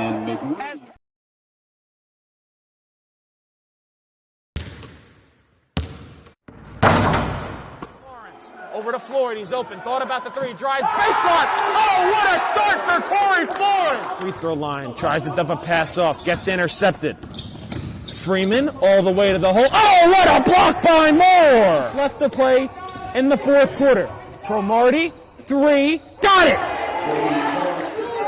Davis probes in the corner, 3-pointer, up and down, Brown again! His 2nd straight 3. Roselle Catholic in a hurry. Wilcher, back to Bueno. He's going to try and tie it. And he does! Oh, big shots all around! He can't get around and a turnover. Corey Floyd has it. Step through, lay-in, build the basket!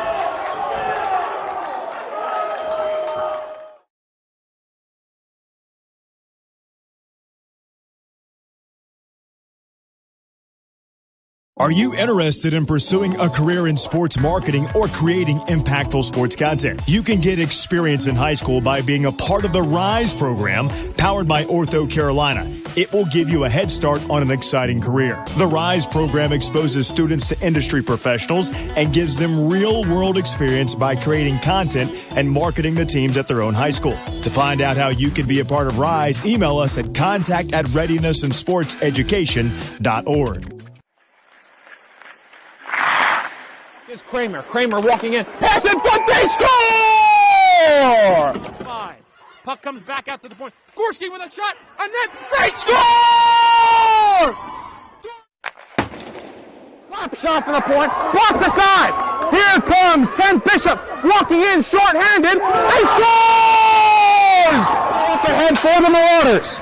Here comes Bigwitz. They score! Michael Benkovitz for St. Peter's Pup, and they lead it 3-2. The celebration is underway. The horn sounds, and the Glen Rock Panthers are the McGinnis Cup champions.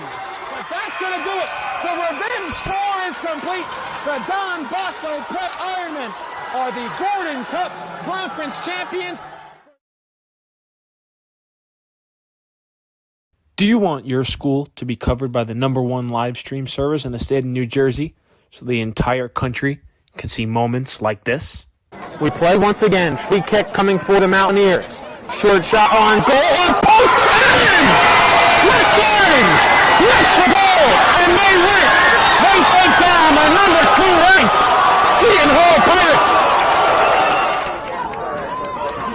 Bullock takes the snap. He's going to take it himself. Barreling towards the goal line, and he's in. Carriage Bullock from 3 yards out. And the Marauders lead it 20-7. Or be a witness to championships like these? Montclair are state sectional champions. They defeat Livingston 4-1. And the Mounties sweep the boys and girls brackets in back-to-back wins over the Lancers. 3-2. There goes the runners. Swing on and miss. Strike 3. That does it. The Cranford Cougars are the Last Dance World Series champions. Or have exclusive interviews with players and coaches. Maroon and Silver Star pitcher Teague Mulcahy. I'm here with Cranford star Ryan Jaros. With the Bergen Crusaders star of the game, Luis De La Cruz. Here with West Orange head coach Doug Nevins. And all right, now here with star goalkeeper Nikolai Matthews of this West Orange Mountaineer team. Nikolai. We're with Claire Manning after Montclair picks up a 4-1 win over Livingston. I'm here with Molly Brumback, the goalkeeper. Molly, what was today like? Here with West Orange girls varsity coach Sean DeVore. Then join the D1 Media Pro team, New Jersey's #1 live streaming service. So just imagine. Nothing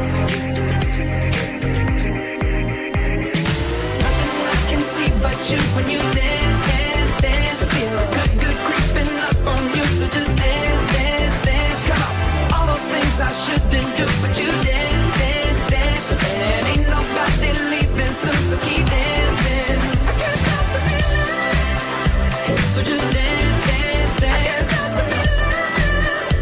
So just dance, dance, dance. Come on. Ooh, it's so...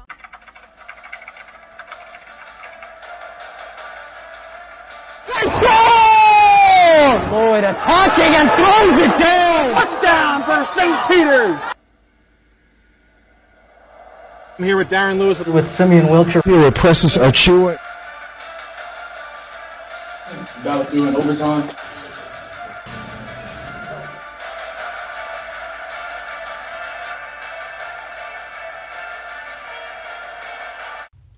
When one of the top public high school athletic programs in the state of New Jersey uses the #1 live stream in the nation.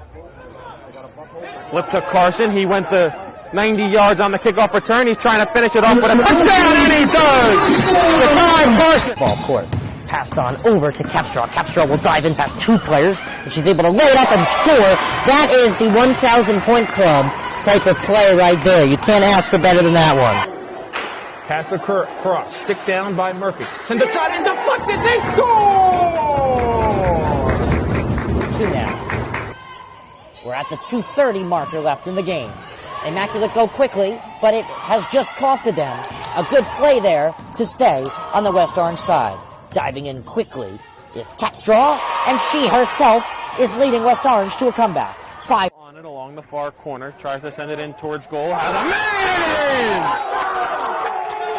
What a pass! What a goal! Emma Mitchell to Gianna Festino. Short shot on goal. And post in! West Orange! Reach the goal! And they win! They take down the number 2 ranked Seton Hall Pirates! What a thrilling game! So a free kick for West Orange. She sends it towards the net.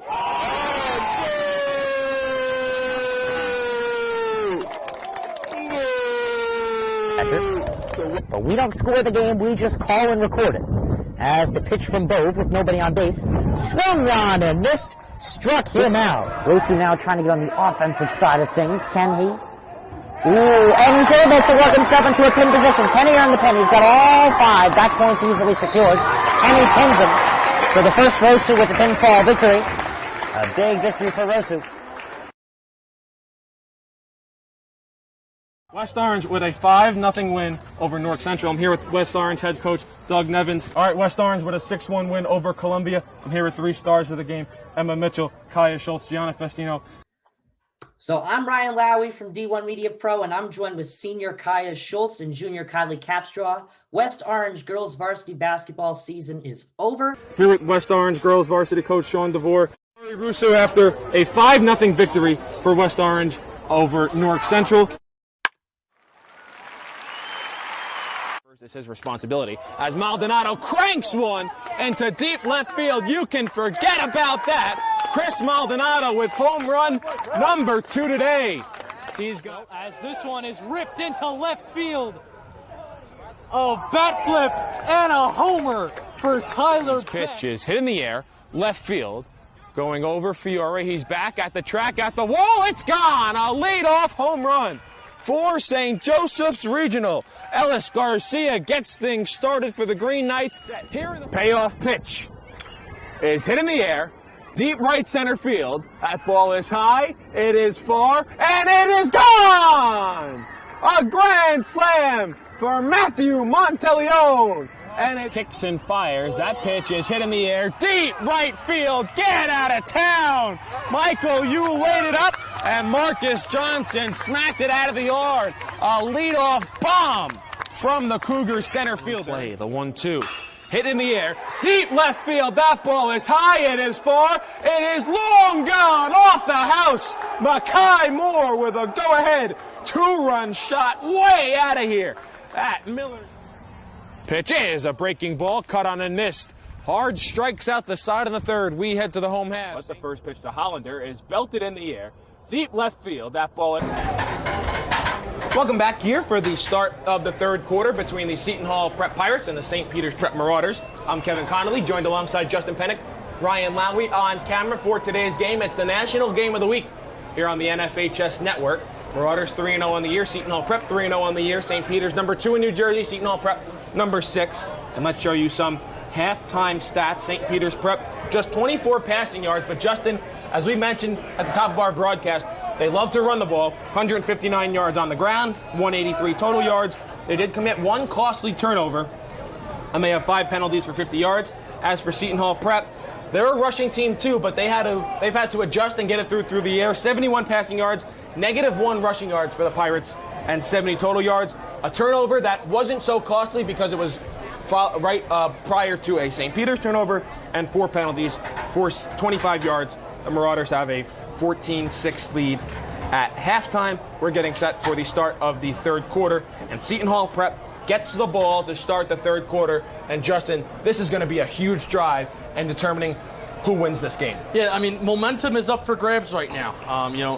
Seton Hall had more missed opportunities than St. Peter's in the first half, and it's only a one-touchdown game. It's only a one-score game, 14-6, so obviously there's a two-point conversion that would have to be involved too if Seton Hall wanted to tie it right away. But momentum is up for grabs. You had a great series of events post a Champ Long fumble that led to a Seton Hall Prep touchdown. They found some things that worked towards the latter end of the first half in using the screen game. Jaden Craig used his legs and he was running. So different ways to move the ball besides maybe just running the ball out of, in 1st and 10. So momentum is up for grabs right now. Can Seton Hall Prep, can they drive down the field, even if it's a field goal? Just get more points on the board so you don't just give the ball right back to the St. Peter's Prep offense, because you know that they can put up 7 points at any time.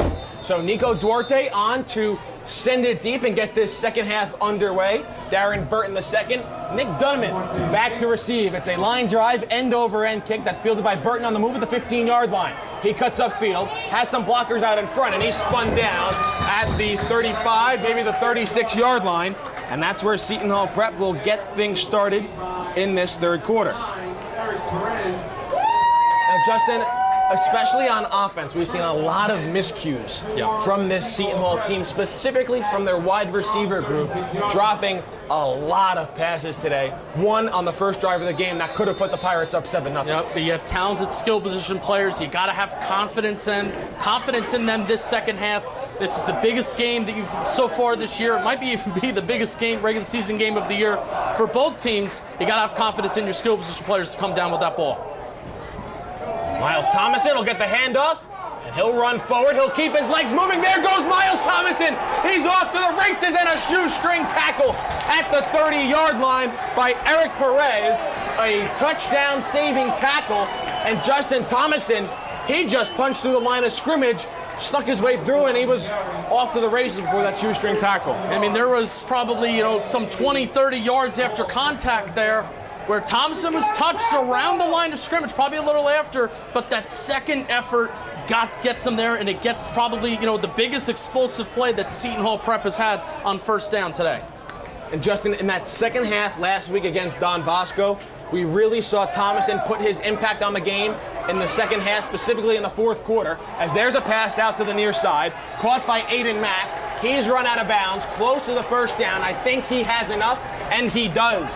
So 2 plays on this series for Seton Hall Prep, 2 first downs, and now the Pirates inside the red zone. And great balance right there. First play of the second half, it's a big explosive run play. Then you balance it out with the play action. You get the defensive line biting, and then you throw it to your receiver in the intermediate part of the field, and you continue to move the chains.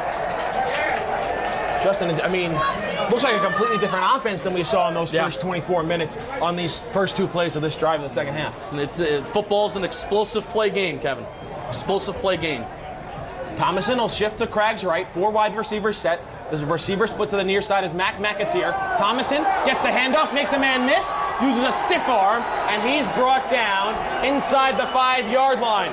First down and goal for Seton Hall Prep from about the 2.5-yard line. And they're going. Up-tempo. Pirates going up-tempo. Marauders not set on defense. It'll be a handoff. Thomason, is he in? No, he's not. He's down at the 1, second down and goal. Kevin, and on that previous running play, I saw for one of the first times this game that St. Peter's Prep was actually playing with 2 high safeties. They didn't have a single high safety with an additional guy in the box, and when you take less guys out of the box, it is easier for opposing offenses to run the ball.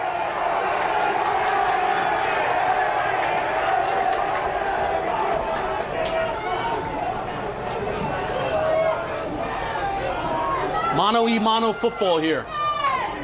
Second down and goal from the 1-yard line. Seton Hall Prep with a chance to try and tie this thing up on the opening series of the second half. Thomason, handoff, runs into a wall, keeps his legs moving, and I think he's short once again. Justin, we talked about the top of our broadcast throughout the first half. The St. Peter's Prep defensive line can match up with just about anyone, not only in the state, but in the country. And now they are 2 more big stops away from potentially shifting the momentum in this game. And we have an injured Marauder down in the end zone. Looks like it's Eric Perez. Yeah, it looks like that's Eric Perez. So an injured Marauder down in the end zone. We'll step aside. Injury timeout on the field. 9:52 left to go in the third quarter. And Seton Hall Prep has third down and goal from the 1 yard line. We'll be back after this.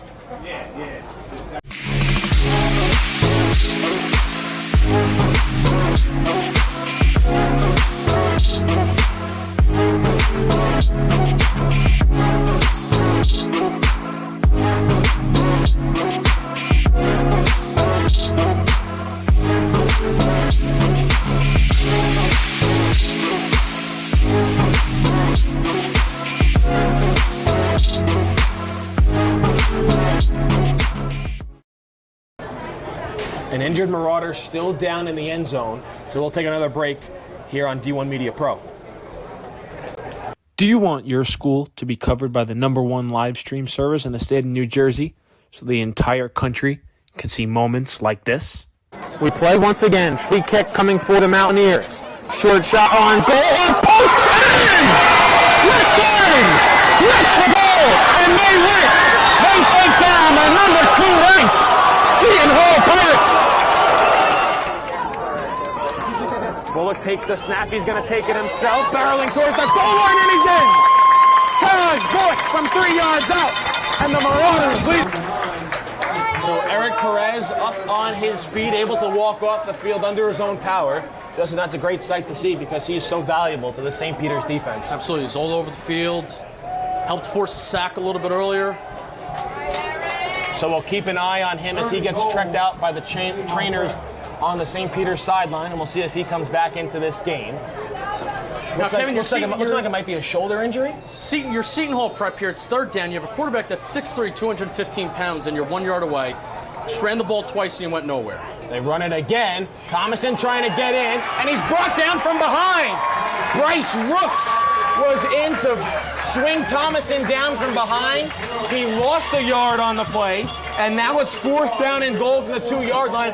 And Justin, that's what you were talking about during break. You come back, that's what you lead in with, and they're in a shotgun. I know you don't like that. Yeah, especially in the high school game where Seton Hall Prep has shown that they're willing to go under center. Yeah, absolutely. And you're a yard away, now you're 2 yards away, so in a way it's a different situation, but you have such a big physical quarterback. I compared him to Cam Newton before the start of the show, and this is where guys, those bigger physical quarterbacks, where they can shine because they have the strength to drive in. Fourth and goal from the 2.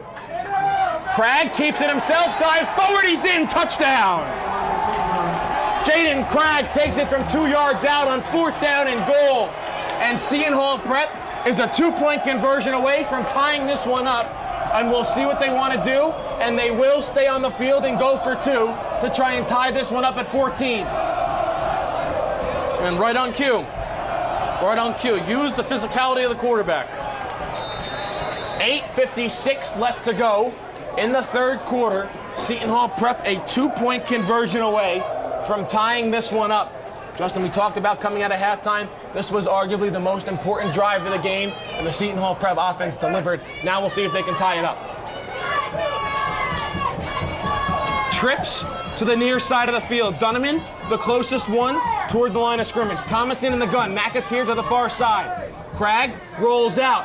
Throws over the middle. Wide open in the back of the end zone. A 2-point conversion, and we're tied at 14. Danny Easter was the one to reel in the 2-point conversion attempt. And Justin, just look at that Seton Hall Prep sideline. The Pirates have a new sense of life. Absolutely. Absolutely. The overall series between these teams is 3-11. Seton Hall Prep has 3 wins and St. Peter's Prep has 11. And the last time before last year, the last time that Seton Hall Prep had a win over St. Peter's Prep before 2020 was 1992. The intensity between these two teams that's here, especially because of the game last year, and Seton Hall Prep has new life. It's a 0-0 ball game, Kevin. Basically is. And we got a whole nother half to play. I'm really excited for it. So Nick Conforti and his strong leg will come out to send the ball deep, and you can probably assume that this might be a touchback. Back deep to receive, Avery Powell and Zion Fowler for the Marauders.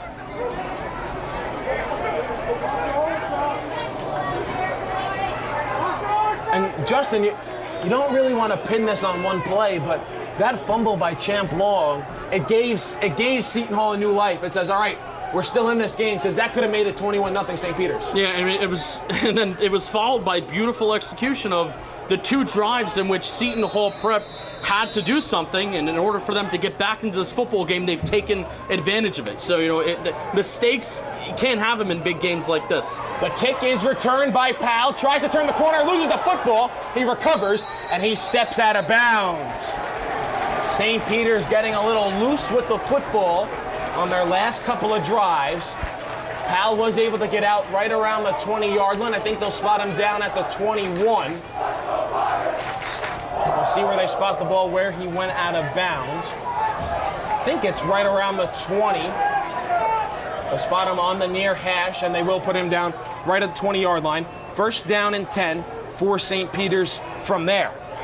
So if you are both teams here, Kevin, I mean, I think the mentality does have to be 0-0. You can't get too high if you're Seton Hall, and certainly if you're St. Peter's. Besides one play and one drive where you lost the football, that you can't get too low on yourself. You can't feel like you have to score a touchdown here. You have to have an explosive play. Stay within the game plan. Stay within the game. They go right back to the game plan, which is Sam Slade. He tries to turn the corner on the outside part of the field. He does. He's still on his feet, and he's brought down with penalty markers coming in after the play. Slade was out of bounds right around the 42-yard line, where 2 penalty markers flew in. Slade had 90 yards in the first half, and now that's officially a 100-yard day for Sam Slade. And this is really like the first game, where Lefkowitz and Slade, they've had some decent box score games, but, especially now you're over 100 yards and you just started the second half of the St. Peter's Prep offense. Now this is going to be the game where both, I feel like Lefkowitz and Slade are going to have that day where they're both absolutely just stuffing the box score, and they're stuffing that stat sheet with stats. And add 15 yards on after the run, a personal foul, late hit out of bounds on Seton Hall. So just like that, the Marauders are back in Pirate territory. Ball is spotted at the 44-yard line. There's a handoff. There's Lefkowitz running up the middle, and he lost the football. Seton Hall recovers. Lefkowitz got hit from behind. He lost the football. All he had was one defender in turf in front of him, and Seton Hall Prep takes over on the fumble, the second fumble of the game by the Marauders. This is a wild game. This is a crazy game where the first half was all about the miscues of Seton Hall Prep, where there was touchdowns in their hands, there was first downs, there was explosive plays that were right in their hands. And now, towards the end of the first half and the second quarter, and now to start the second half, now it's St. Peter's Prep that's like fumbling this game away, no pun intended. Justin, it's really hot here at Caven Point. Yeah. How much are you going to look into fatigue and cramping, especially with St. Peter's now being on defense so much for this second half going forward? Right. Kevin, as a first down play, goes for a short gain. Arms are sweaty. Hands are sweaty. If you're not wearing gloves, and I know Champ Long, at least from what I saw previously, he's not a guy that's wearing a glove over his right hand. So it's a very, very hot day, and especially it's the type of day where everything's sweating. Your arms are boiling with sweat. So that is going to make the ball inevitably slippery, and that may very well have something to do with it. But I think a coaching point is 2 hands. When you're about to engage with somebody, you got to put 2 hands over that football, and certainly those are the things that need to be cleaned up for St. Peter's Prep. Second down and 7 for Seton Hall Prep after the 3-yard run after the fumble. Cragg back to pass, throws over the middle, and it's complete. And enough for a first down is Nick Dunneman.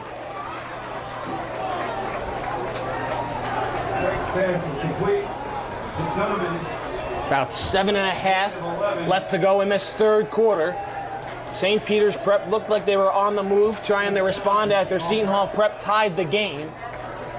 But a fumble from Paul Lefkowitz. He got it punched out from behind. Seton Hall Prep back on offense, and Justin, their offense is in a groove right now. Yeah. Look at St. Peter's Prep. There's a single high, even though there's no running back in the backfield. 5 wide out set throw over the middle. Too high for Dunneman, and also at the feet of Mason Mack, so it'll bring up second down. I think that play was designed for Dunneman, though. Looked like it, just a bit high, as Mack ran a fly route up the seam.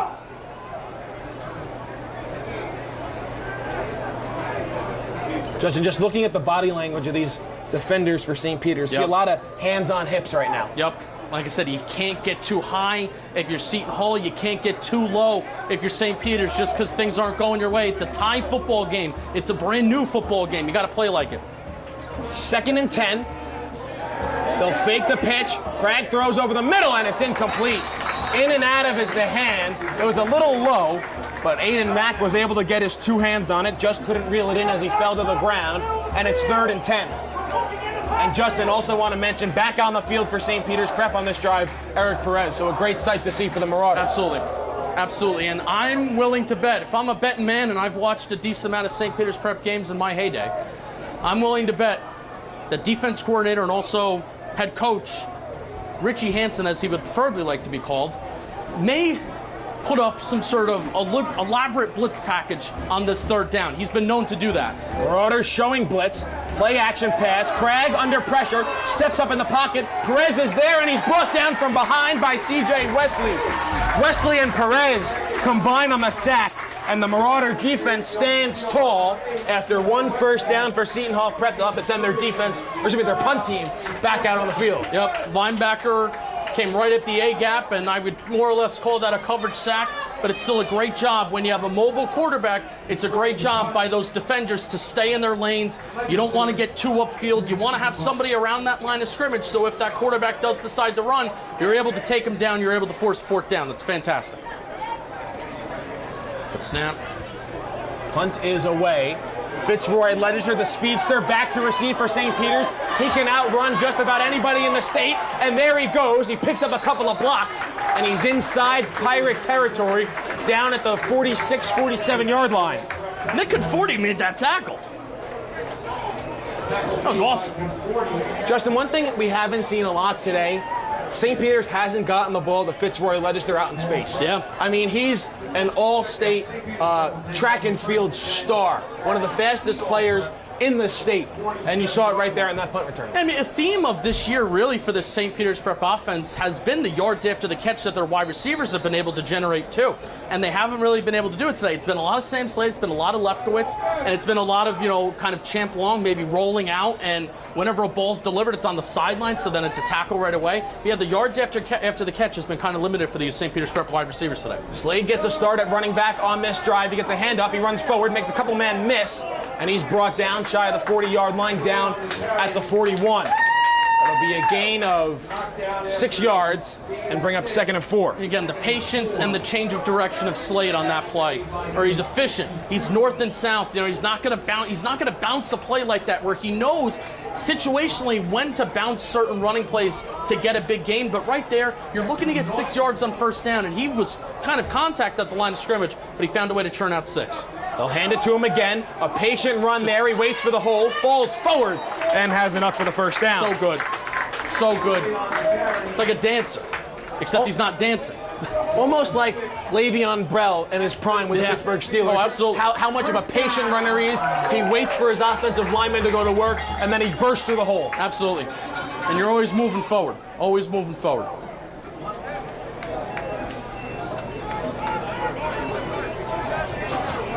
Slade stays in there. They'll toss it to him. He'll try and turn the corner. Picks up a block. There goes Sam Slade. Off to the races. And he's spun down inside the 5, down at the 2-yard line. Justin, we've talked about it all game. His burst of speed in the open field is unreal.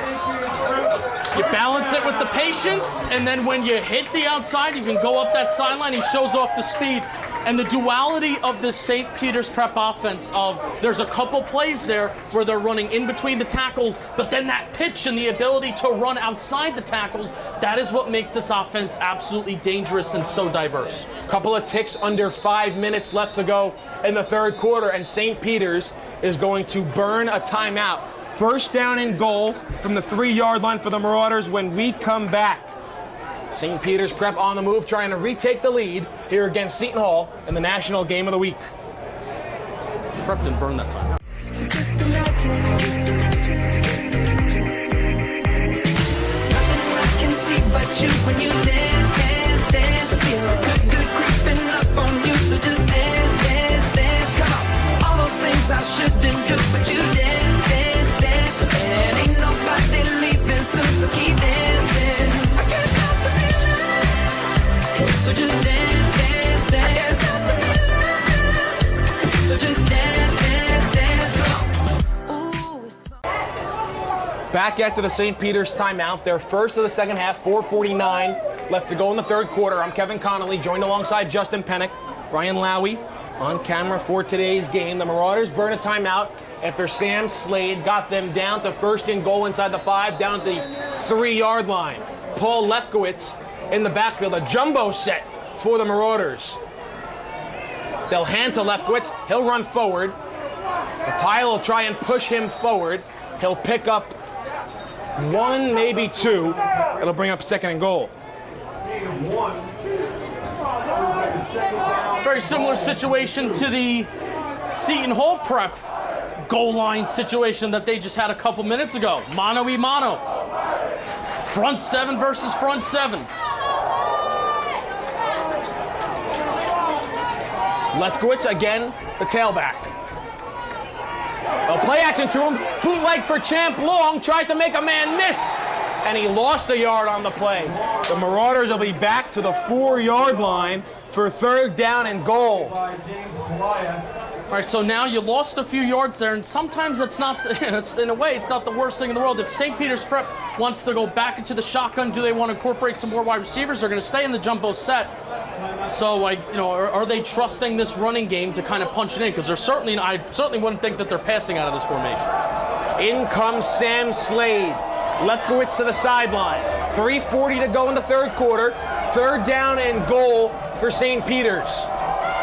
They'll hand to Slade, and he gets tripped up in the backfield. Jackson Collins in on the tackle. It'll go as a loss of a couple. It'll bring up fourth and goal from the 7-yard line, and decision time for the Marauders. Jackson Collins came in unblocked, made a nice play, nice tackle on Slade, going after those ankles. And the offense stays on the field for St. Peter's. Fourth and goal from the 7-yard line. They're spread it out. They're going to go 11 personnel. Lefkowitz lined up as a tight end. Long takes the snap, rolls out, under pressure, slips down, and he goes down for a sack. The Seton Hall defense stands tall. They force a turnover on downs, and they'll get the ball back right outside the 15-yard line. Justin, what went wrong for St. Peter's? They had first and goal from the 3, and they go backwards on 4 straight plays. For the first time today, Seton Hall Prep's defensive line in front 7 outmatched and outmanned, outplayed that offensive line by St. Peter's Prep. That was the first time today. That was very, very impressive way to clamp down at that goal line situation. And again, both teams, it's a tie ball game. It is still, basically, it's a 0-0 ball game. You got to play like it for both teams. Not getting too high, not getting too low. Little man coverage. Wesley follows the motioning running back. It'll be a handoff. Thomason up the middle, and he's brought down after a short gain. 2:40 left to go in the third quarter, and I said short gain. He gained a lot more than I thought he did on that play. Yeah. He picked up 7 yards. Wesley had him kind of close, but it was yards after contact and didn't get him down right away. And that's what Seton Hall Prep wants. That's what they wanted to do in the first half. They're not looking to punch you in the mouth in terms of producing a 15-yard running play on first down. But that's the stuff that they're looking at to stay kind of on schedule, on script. And Justin, also, if you want to just go back to that last offensive drive for St. Peter's, they burned a timeout and they still didn't get in the end zone. Yeah. That could be very costly, as Thomason with a handoff, and he gets met after a gain of 1, so it'll bring up third down and 3. Yeah, Kevin, that's something that I wanted to say after the timeout, but, as always, St. Peter's Prep is very quick to go up to the line of scrimmage and run a play. That was after a big explosive play where momentum was on Prep's side, and then they stopped it. They stopped the game. They had Seton Hall kind of on their heels. So now in a close game, it's not like this game where, Prep is down by 3 touchdowns or they're winning by 3 touchdowns like they usually are. This is a close game, so that timeout could be useful at the end. So we'll keep an eye out if that actually comes into an impact and to affect this game. 90 seconds left in the third quarter. Third down and 3 for Seton Hall Prep. They'll give it to Dunneman, trying to turn the corner. And we'll have to see on the spot. It looks like by the far side official, he has enough for the first down. And he does. First down, Seton Hall Prep. Dunneman got just enough of what he needed for a first down on the near side. 6-yard line. So you're staying on script, you're staying on schedule. This is the type of offense that Seton Hall Prep wants to run. But this St. Peter's Prep defensive line in this front seven, at any point they could disrupt the schedule, they could disrupt the game script, and a negative play or a net gain of 0, that could kind of change the tides of this drive. All the momentum right now with Seton Hall Prep. 1:20 left to go in the third quarter. First down and 10 for the Pirates. Thomason will take the carry, trying to turn the corner. He stays in bounds on the near side. Miles Thomason with an incredible run on the near sideline. How did he stay in bounds? Never give up on a play. And Justin, never give up on a play. Justin, we saw this last week against Don Bosco. He just finds another gear in the second half. Yeah, absolutely. Marauders sideline wanted a hold. They don't get it. Seton Hall inside St. Peter's territory with 53 seconds and counting left to go in the third quarter. Ball spotted down at the Marauder 48-yard line. First down and 10 for Seton Hall Prep. Now 40 seconds left to go in the quarter. Play action. Burton gets the handoff, and he spun down. A great tackle from behind. Logan Barnes in on the stop. It'll go as a loss of 1. It'll bring up second down and 11. And Seton Hall Prep doesn't have to snap the ball if they don't want to, with 20 seconds and counting left to go in the third quarter. And for one of the first times today, we're seeing substitutions being made on that defensive line. I mean, Seton Hall Prep, like I said, this is what they want to do. They're running a lot of plays, but the quarter's going to end and everybody's going to be able to catch breath. We're going to the fourth quarter. This game is tied at 14.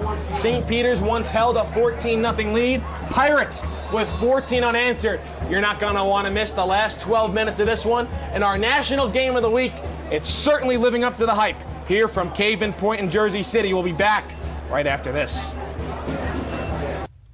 When one of the top public high school athletic programs in the state of New Jersey uses the #1 live stream in the nation. Flip to Carson. He went the 90 yards on the kickoff return. He's trying to finish it off with a touchdown, and he does! Deshaun Carson. Ball court. Passed on over to Capstraw. Capstraw will dive in past 2 players, and she's able to load up and score.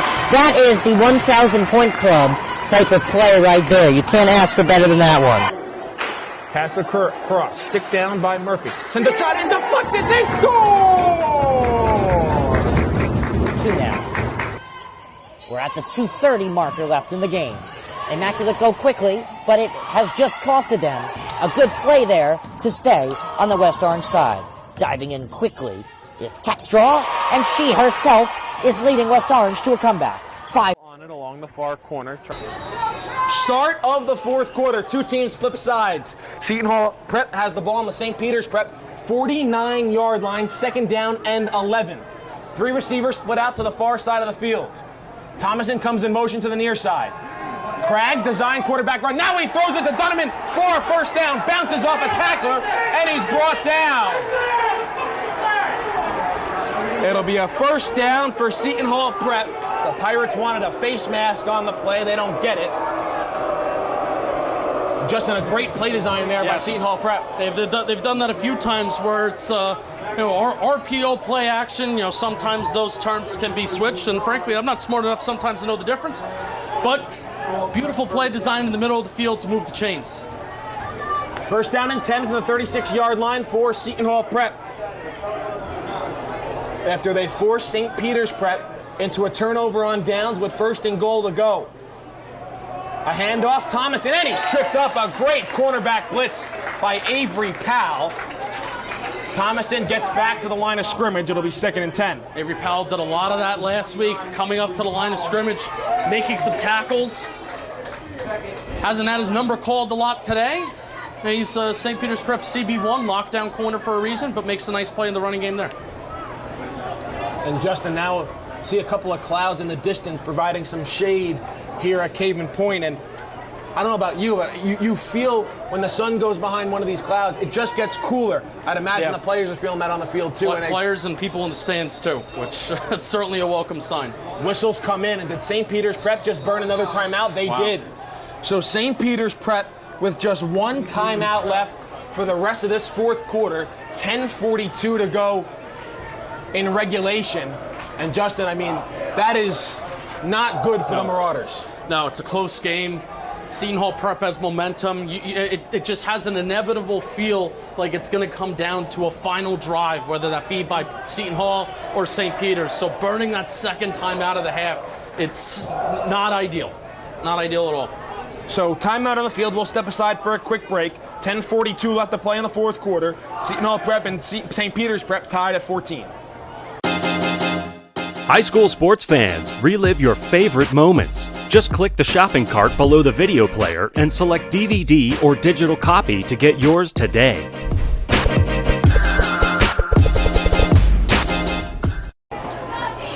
So back after the timeout, St. Peter's Prep just with one. Seton Hall Prep with all three of their second half timeouts. 10:42 left to go in the fourth quarter. Kevin Connolly alongside Justin Pennick, Ryan Lowy on camera today. After the timeout, Seton Hall Prep will come out with a 5 wide out look. Craig takes the snap, throws over the middle, and it's dropped in and out of the hand of his intended target, Mason Mack. Justin, we saw a lot of that in the first half for Seton Hall Prep. Drops from their wide receivers on crucial downs. Yep, but the impressive part of this Seton Hall offense has been their ability on 3rd and 10. Now, not even getting it to 4th down. It's been 3rd and longs, that their ability to pick up those 3rd and longs. So let's see what this offense can draw up here. Now, Justin, just a little forecast forward to maybe a potential 4th down play. This feels like no man's land for Seton Hall Prep. Yeah. Too far for even Conforti's strong leg, and it's really short for a punt. Maybe you're playing with 2 downs here if you're the Pirates. Absolutely.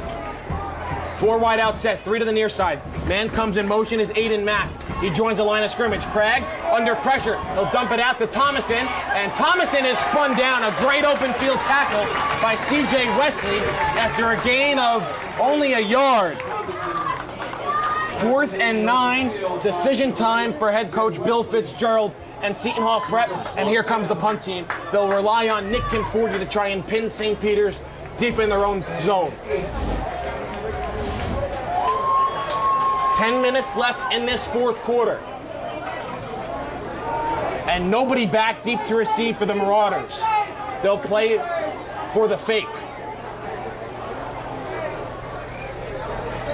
Sun comes back out. Conforti takes the snap. A good end over end punt. Bouncing down at the 6-yard line. Takes the St. Peter's bounce. And Seton Hall will jump on it right around the 7-yard line. So a great job by Nick Conforti to down that ball inside the 10-yard line. And St. Peter's Prep now will start this drive from the shadow of their own goal line. Kevin, again, it's a tie game. It's a tie game. And, you know, St. Peter's Prep, they're not used to playing in situations like this where it's a close game, where I can imagine there's a lot of frustration boiling on that offense. There hasn't been, you know, unless the clock is running because of high school rules, because of a mercy rule, there hasn't been a lot of drives this season where St. Peter's Prep has not scored on back-to-back-to-back drives. That's rarely happened. So again, you have to think of this as a 0-0 game. Stay on script, stay on schedule, stay with what's worked so far. 9:45 left to go in the fourth quarter. It's a handoff. Slade trying to bounce it outside, and he's brought down at the 11-yard line. There'll be a gain of 3. Sammy Slade on the carry. Gain 3. And Justin, Champ Long can get it done through the air. We've seen that. He can also get it done through the ground. Sneaky, fast runner. But the Marauders have made their bread and butter today through the ground with specifically Sam Slade. Yeah. You know, I'm surprised they haven't used certain plays like Seton Hall has to use their receivers as an extension of the running game. We've yet to really see that. There's a play-action pass to the far side. It's caught and being spun down, and a host of Pirates will have to come down and make the tackle on Zion Fowler. They'll mark him down at the 16-yard line, so it'll bring up 3rd down and 2. A big 3rd down as we approach the midway point of this third quarter. 8:45 left to go in regulation.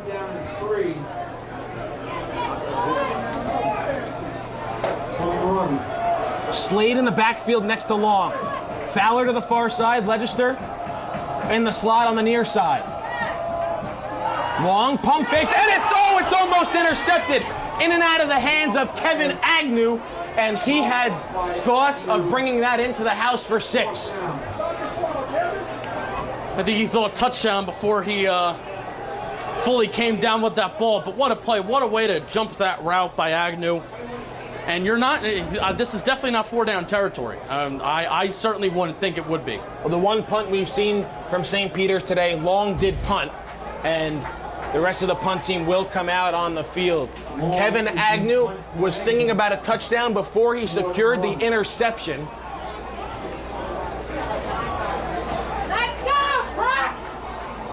The Pirates thinking of having great field position with Dunneman and Burton II back standing inside the 45-yard line.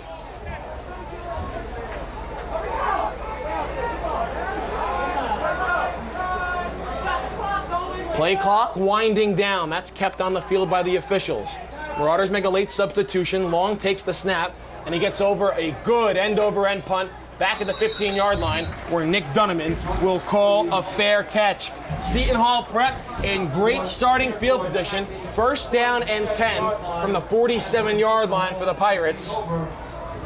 About 8:25 left to go in the fourth.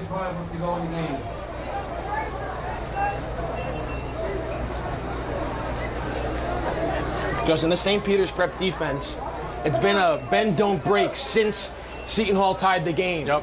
Now, they have to come up big yet again. Seton Hall Prep only has to get about 25 yards or so to be in decent field goal range. Yeah, and they're confident in their kicker. And this is where having special teams and having a good special teams where you feel confident actually putting 3 points at the high school level, this is where that can come into play. Craig takes the snap, drops back, looking over the middle, scrambles, rushes the pocket, throws a lob down the near sideline, and it's caught. Aiden Mack will pick up 5, maybe 6 yards on the 1st down play. It's rare to see a quarterback have that much time with this St. Peter's Prep front 7 and that defensive line. It's rare. I mean, it's been a long game. They've been on the field for a lot of plays, especially towards the second half. For the first half, it was St. Peter's Prep that was on the field for a lot of plays. And a great job by Craig, keeping his eyes downfield. I mean, even at the NFL to college level, at that point, you see quarterbacks just try and tuck and run and make something out of nothing. Kept his eyes downfield, as that's going to be a false start on Seton Hall Prep. So back them up 5 yards. It'll be 2nd down and 9. 5-yard penalty will be 2nd down.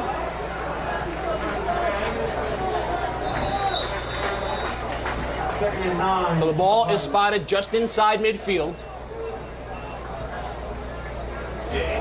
Justin, I mean, this was the national game of the week here on the NFHS Network, and it certainly lived up to the hype so far. Absolutely. This is a phenomenal football game. And you're on the line. On 2nd and 9, Craig back to pass, steps up in the pocket. He's got room to run out to the 45, and he's got enough for the 1st down. Justin, you're going to have a hard time finding me with apparently 6 better teams in Seton Hall Prep in New Jersey. Maybe that just speaks to the quality of football here in the state of New Jersey, but Seton Hall Prep doesn't look like the 6th best football team in this state right now. No. And like I said this to kind of start the broadcast, the Super Football Conference, I think the tides are changing. You're seeing teams like Paramus Catholic and Don Bosco Prep. They're going through some slight rebuilds. And teams like DePaul, which is going to be here at Cave and Point next Friday, Seton Hall Prep, they want to kind of take the reins and be up there with teams like St. Peter's Prep and Bergen Catholic. 7.5 left to go. Man comes in motion. Play action. Craig under pressure. Steps up and he goes down. Logan Barnes was the one to deliver the hit, but it was London Robinson who laid Craig right into the waiting arms of Barnes. It'll go as a 8-yard loss and bring up 2nd and 18. Can't hold down that front 7 for long. They're going to make their impact, and sometimes when they make their impact, you have to limit the amount of the extent of the negative play that you get on a given play. And when you run like that bootleg play action, sometimes there's a free rusher that works its way in there, and that time that free rusher was basically Logan Barnes, where as soon as the quarterback turns his head, boom, you got a defender, you got a big man right in your face.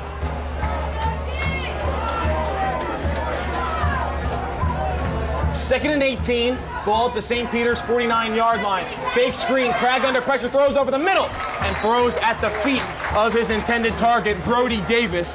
Now it's 3rd down and long, 6:33 left to go in the fourth quarter. Big play. Now it kind of changes for Seton Hall Prep. Things change a little bit. It's a 3rd and long, and it's a big 3rd and long. It's not one of those 3rd and longs where, that they had, maybe it was a 3rd and 10 towards the beginning part of the game where they were converting him. Do you play conservative here? You just try to play some field position? I think the biggest thing here, you want to avoid a penalty if you're the Marauders. Yes. Live with the result of the play, but don't give Seton Hall Prep anything free. We'll see what the Pirates dial up here on 3rd down and long from just inside midfield. Cragg back to pass, throws deep downfield over his intended target, and a dangerous ball there from the Seton Hall Prep quarterback was trying to find Nick Dunneman. He sailed it way over his head into no man's land with the Marauders' 2 safeties back deep, but it falls harmlessly to the turf, and it's going to bring up 4th and 18.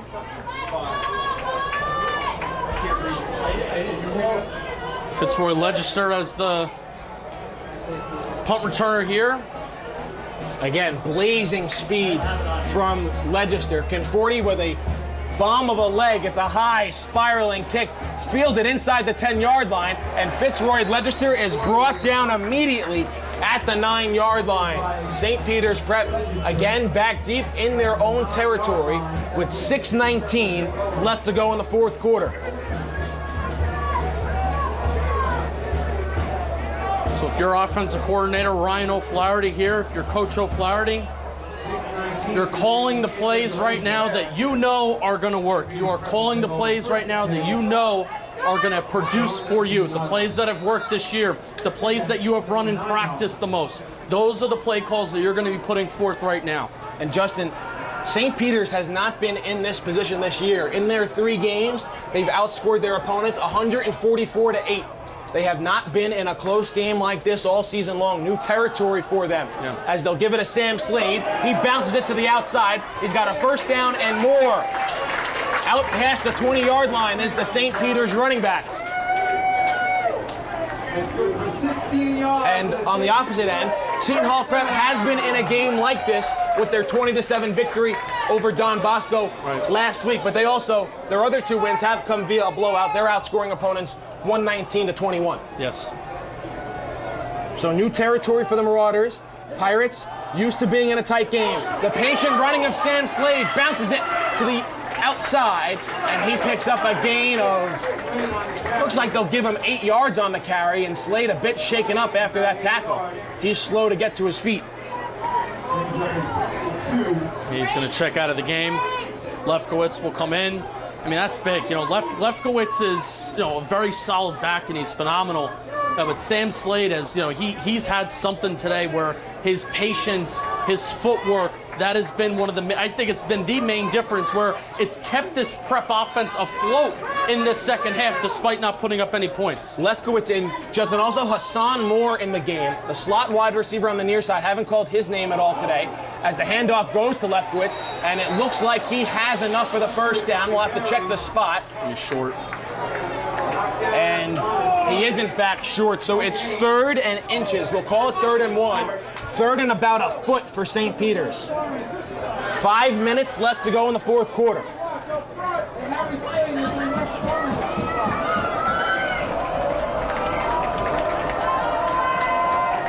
Lefkowitz remains in the game. Same personnel as the 2nd and short play. Stay on the field for St. Peter's.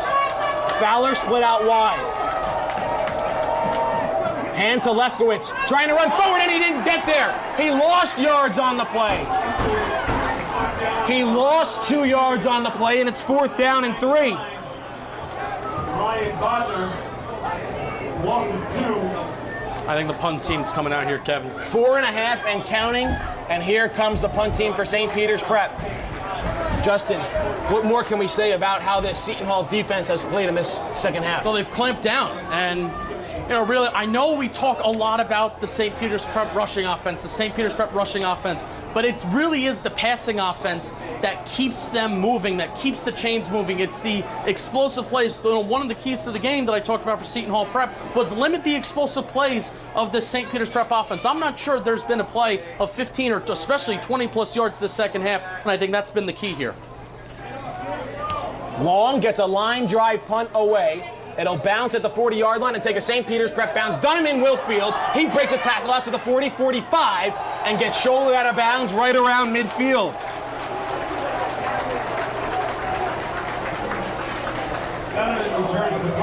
So what looked to be a great punt by Champ Long. It was a great punt.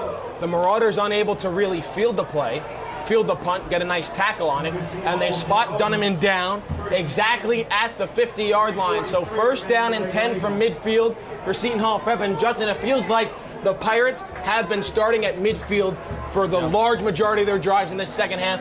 Now with 3:43 left to go, they have all 3 timeouts. Marauders only with 1.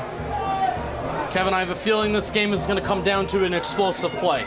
It's been a quiet second half relatively. Obviously, Seton Hall Prep, they put up a touchdown to start the second half, but I know the game of football, Kevin. I have a feeling this game is going to come down to a big play, a jaw-dropping play. A big play on offense, a big play on defense. Absolutely. We've seen a lot of big defensive plays today. A couple of turnovers for both teams. Absolutely. First and 10 from midfield. Here we go, 3:43 left to play. Pirates at the 50-yard line. They'll hand off, and the first play will lose yardage. Logan Barnes crashed through the line of scrimmage. It'll be a loss of 4 yards.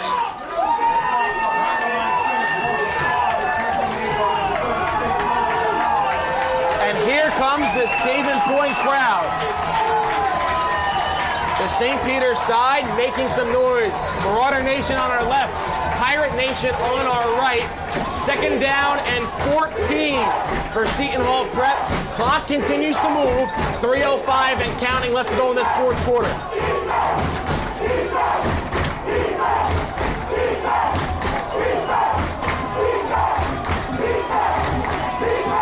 Empty set for Cragg in the shotgun. Throws over the middle. No penalty marker comes in. Seton Hall Prep wanted a PI. They're not going to get it. It's third down and 14, and the clock stops. Yeah. And Kev, I mean, the defender was draped on top of the wide receiver right there. That's a big play. It's a big no call.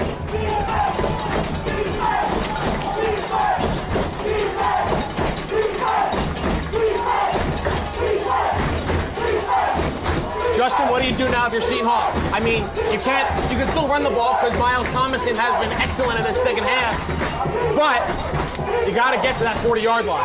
Yeah. I don't think you're in 4-down territory. I think you trust your defense. It all depends on what you can do on third down. Third and 14, 2:50 left to play. Cragg takes the snap, under pressure, rolling out, evades the sack. Now he's on the move, has a blocker out in front. Avery Powell with a great shoestring tackle, and Jaden Cragg is down holding his knee. Oh, that didn't look good. And Avery Powell is also down for the Marauders. Justin, it looked like they banged knees, and you hope for the best in this type of situation. Oh man, this is not good for either side. Cragg now tosses his helmet. He's down. The training staff for Seton Hall Prep looking at his knee. Avery Powell for St. Peter's Prep down, and they're also look like at his lower extremities, his knee area too. Cragg picked up about 10 yards on the play. It'll be fourth down and 5. But a major injury scene here at Caven Point. Jaden Cragg and Avery Powell down for their respective teams. We're going to step aside for an injury break. 2:37 left to go in the fourth quarter. Not a good scene here at Caven Point for both these squads. Want to learn how to be a talk show host? Want to be a great play-by-play announcer? That's good! You always have to be prepared for something to happen. Thank you, Gary. Sure, thank you, Matthew. Good evening, everybody. Today is Super Bowl 54. The Kansas City Chiefs versus the San Francisco 49ers. But sometimes there's a lot of pressure. Back here at Caven Point, just want to make a correction. It was not Avery Powell who was down. It was Logan Barnes. He's now up and walking off the field under his own power for the Marauders, but concerns still for Seton Hall Prep quarterback Jaden Craig, who's down on the field, and the training staff is now working at him, and he gets up, and he's going to have to be helped off the field. And he gets a very nice round of applause here by this crowd at Caven Point. The punt team will come on the field for Seton Hall Prep. And Justin, you can't underestimate that loss of Jaden Craig. I mean, Harvard commit, arguably the best player on this Seton Hall Prep team. There's 2:37 left. If this game goes into overtime or Seton Hall Prep gets the ball back, I mean, what do you do? I mean, First of all, before we even get to that, let me just say the effort of Craig today. That's why this game is tied. Seton Hall, they have a very good football team, but the individual effort of Jaden Craig has been phenomenal today as the ball bounces. Really good punt for Seton Hall Prep, pinned St. Peter's Prep down. That's on the 3-yard line too. That's a phenomenal punt.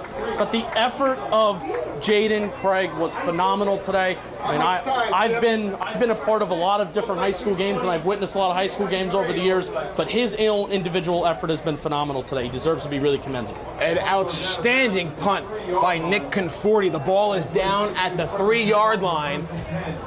And Justin, now this is the worst starting field position St. Peter's has had today. Yep. Now they're literally in the shadow of their own goal line. What do you do? 2:23 left to go, one timeout. Keep an eye out. Is Sam Slade back on the field? There's Paul Lefkowitz out there. Sam Slade is back out there. The key right here is to just get a first down. Remember, it's a tie game. St. Peter's Prep is not losing. So the key right here is to get out of the shadow of your own end zone, get a first down, and then you can get back on script and you get back to the schedule from there. So Champ Long standing in his own end zone. He hands to Slade, makes a couple men miss. He does get out of the shadow of his own goal line. He's out past the 10-yard line, down to the 11. And now whistles come in. And Slade lost his helmet, so he has to come out once again. Kevin, keep an eye out on the clock. We have about 2:10 left, 2 minutes and 10 seconds left and rolling. And this is a situation where St. Peter's Prep needs at least a field goal, and they only have one timeout left. Exactly 2 minutes left to play in this one. 2nd and 2 for St. Peter's Prep. Long, back to pass, plenty of time. He's got a man open downfield. It's Fitzroy Legister, and he can't hold on. Fitzroy Legister can't hold on to the pass. It was broken up by Darren Burton.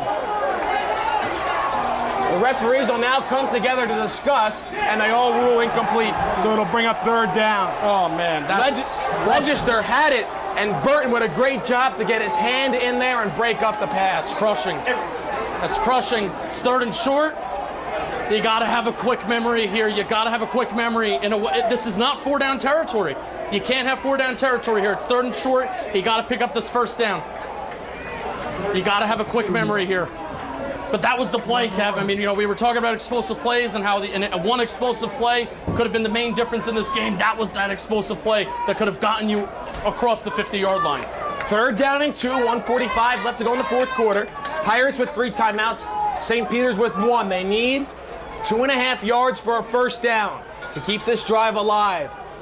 Ball spotted just outside the 10-yard line. There's a handoff. Slade, he's got room. He's got the first down, and he's got more. Sam Slade cuts back to the middle of the field, and he's out to the 25-yard line. All right, you got to go up tempo. You got to go up tempo. You got to get to the line. Now, Justin, it is like the college game. The clock does stop very briefly for the chains to stop. Now it's rolling again, 1:33. Marauders not in a hurry just yet. Avery Powell is entering in at running back. Something we have not seen today. Sam Slade in the double slide on the near side. 1:15 left to go. Powell now motions out to the slot on the far side. Long by himself in the gun, takes the snap, throws over the middle, complete to Avery Powell for just a gain of about 6 yards. They got to go.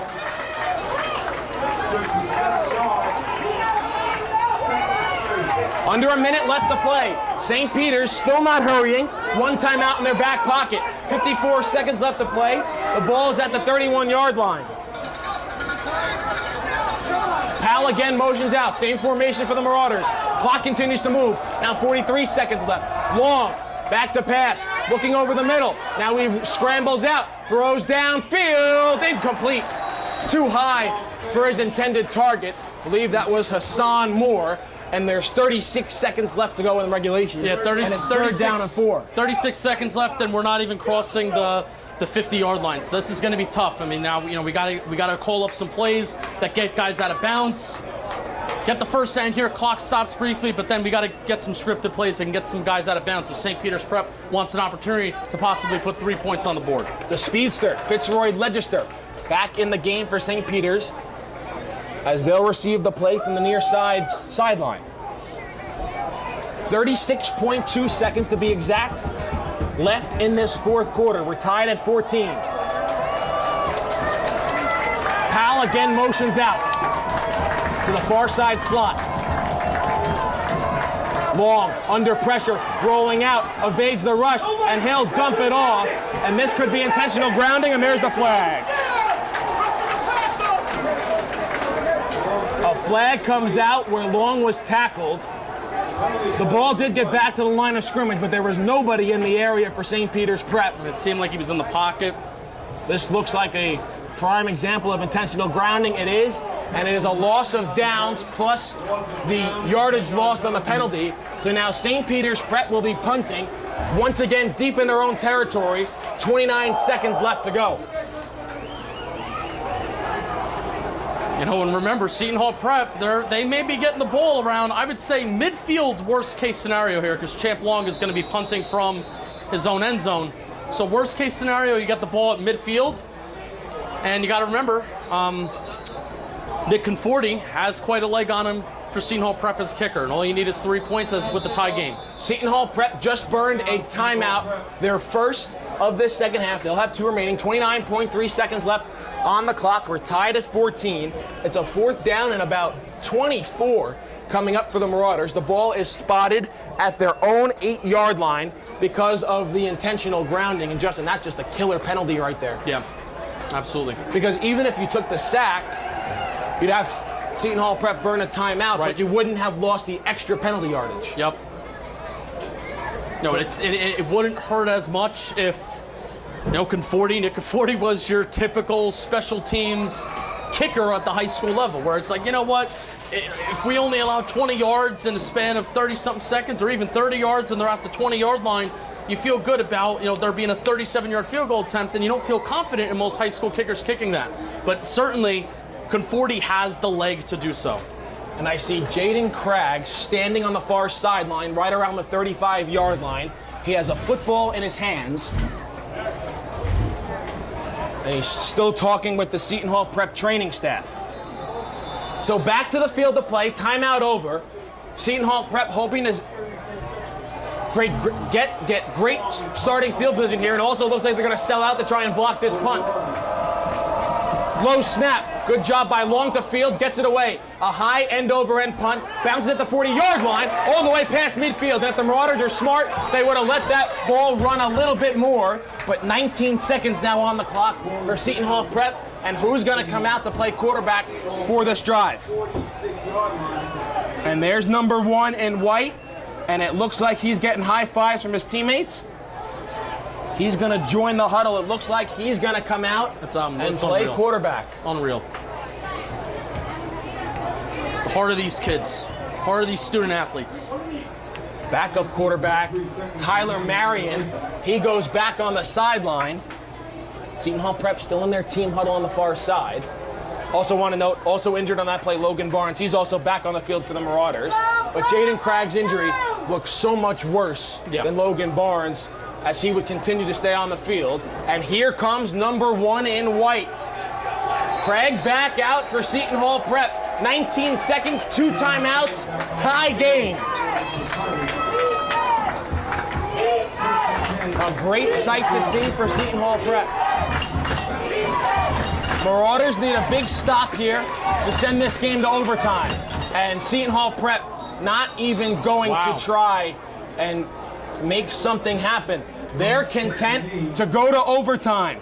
14-14. We're headed free football here on a Saturday afternoon at Cave-In Point in our national game of the week here on the NFHS Network. We'll step aside, take a break, be back right after this.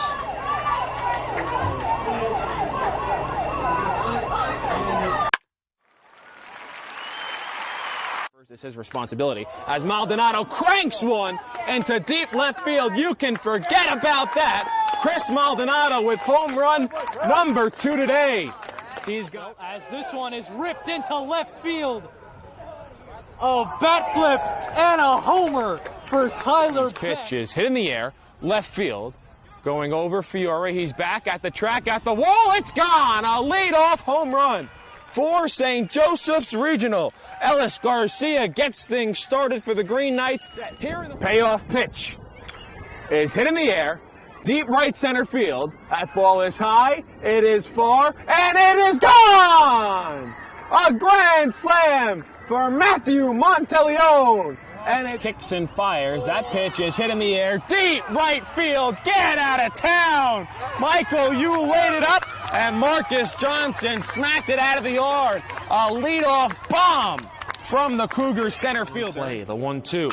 Hit in the air, deep left field. That ball is high, it is far, it is long gone off the house. Makai Moore with a go-ahead 2-run shot way out of here.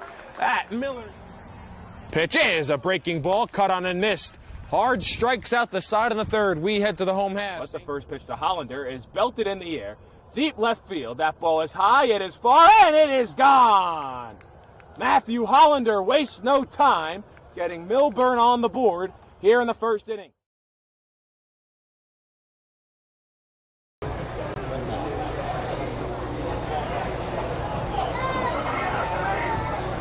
Back here for overtime, and the coin toss happening at midfield.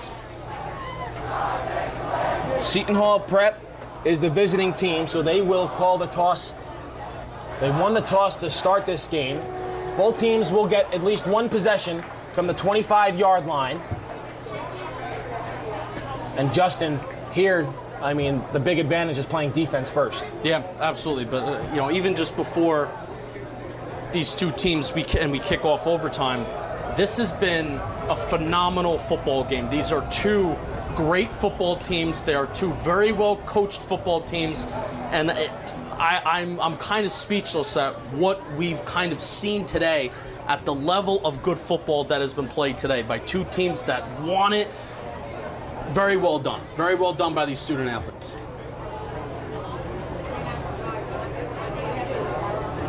So it looks like now Seton Hall Prep will call the toss. Also, Richie Hansen out there for St. Peter's Prep.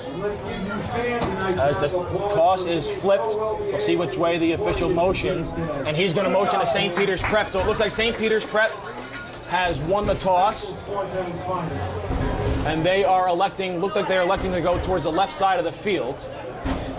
So no motion on who's going to get the ball first.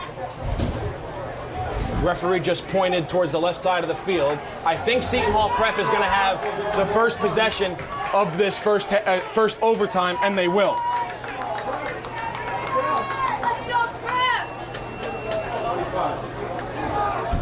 So it'll be first down and 10 from the 25-yard line for Seton Hall Prep. And Justin, this national game of the week has lived up to the hype. Absolutely. I would not be surprised if we end the season sometime in the winter and we're pointing at this game. We had this game circled as the best game of the year.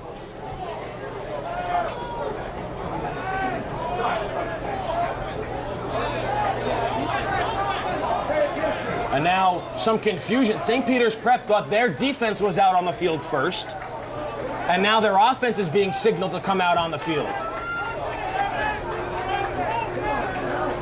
Justin, not the way you would want to start an overtime for the Marauders. No, there's been a decent amount of confusion at times on the defensive side of the ball, and there's been a little bit of confusion on what personnel should be out there. So that's something I'm sure that's going to be a coaching point, and that's going to be something that they're going to be, Prep is going to be talking about this week at practice. Both teams sent their defenses out on the field.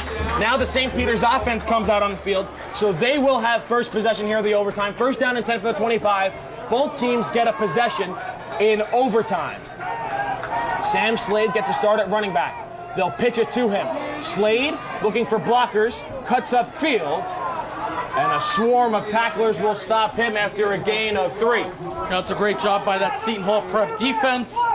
We saw that same play work. We saw that same play move the chains, and Slade had a really nice rushing play, and that time they clamped down. So again, there's no clock here in overtime, so no need to worry about that. And I'm very surprised to see. I've been thinking that St. Peter's Prep has been running the ball most effectively today when they've had 4 wide receivers on the field. They're choosing to go 11 personnel. As they hand off to Slade, he has a crease, runs forward, out past the 20-yard line. They'll spot him down inside the 20, down around the 16. And it'll be 3rd down and short. They're going to spread it out a little bit more here. They need to get to the 15-yard line. It's 3rd down and 2. And Justin, especially getting the ball first, you wonder 4-down territory.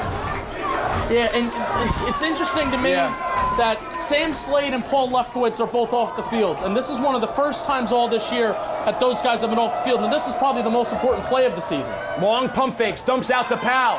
Powell breaks a tackle. He runs forward. The Pile's pushing. Powell reaches. Penalty marker comes in on the near side. It didn't look like he got to the 15-yard line, but we're going to have to check the penalty. Avery Powell, Justin, did a great job of making people miss and fighting forward. The penalty's on the Marauders. And now what do? Do you make it 4th down, or do you push them back 10 yards? I say you push them back 10 yards. It's 4-down territory. Again, that was a very interesting choice to take. Might have been one of the first times all year, not counting times where it's a mercy rule and it's a running clock. That might have been the first time all this year where either Sam Slade nor Paul Lefkowitz were on the football field for St. Peter's Prep. And the most important play of the season, those 2 guys were off the field for you. So the flag was a hold on St. Peter's. Seton Hall elected to push them back.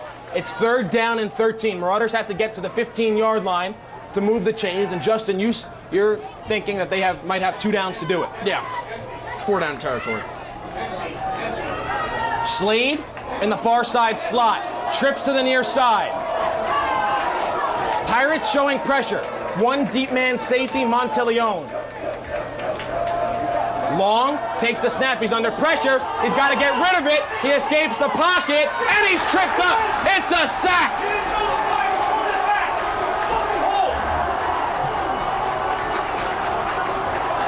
And now what do you do if you're St. Peter's? You have to go for it because you can't punt the ball. No, you cannot. So the ball is spotted at the 36-yard line. 4th down and 21 for the Marauders here on the first possession of overtime.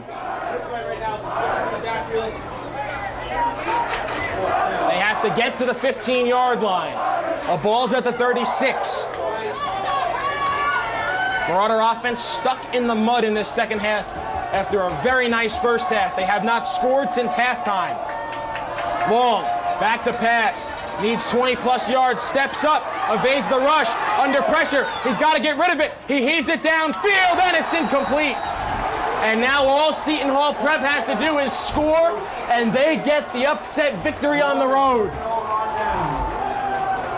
Great job by that Seton. This entire second half, there has not been a single point scored by St. Peter's Prep. And now Zion Fowler was down for a little bit, but he's running back to the sideline. Yeah, Fowler was down on the far sideline. He's hobbling towards the near side. Phenomenal effort by that defense. It's a championship effort. It's a championship effort by that defense the second half. So here comes the St. Peter's Prep defense. Outside of the first drive of this second half, they've been incredible. Seton Hall Prep quarterback Jaden Craig, obviously a little bit gimpy after his injury. Remember, the only play he had coming back in from the injury was a kneel down. Seton Hall Prep needs a score to win. Thomason, handoff, going nowhere. He'll lose 2 on the carry. 2nd down and 12. And obviously, Justin, we've talked about it all game. The leg of Nick Conforti, the Seton Hall Prep kicker, is excellent. The question about him is accuracy. He's missed a field goal and an extra point today. Now, so what do you want to do? If you're Seton Hall Prep, you know that all you need is 3. All you need is 3 to win. So do you kind of just maybe stay on schedule, stay on script with what you're comfortable with and running the ball, trying to get a few yards so then you feel confident for your field goal kicker? Or do you actually try to go for it and you try to put 7 points on the board? 2nd down and 12. Pirates need to get to the 15-yard line for a 1st down. They score, they win. Craig back to pass, goes over the middle, and it's caught on the far side. That's Mac McAteer, and it'll bring up 3rd down and 9, excuse me. You're okay with that play on both sides of the ball? Justin, you hate when people talk about this and at a higher level of football in the NFL or the college game, and you really don't feel like it happens here at the high school level. Is Seton Hall Prep playing for a field goal here? I think they might be. Again, do you want to stay comfortable with what you're comfortable with in terms of just running the ball? Or really, Jaden Craig has been the main reason why this football game is even tied right now. The individual effort of the quarterback, and the fact that you're running out of center here, I'm thinking run.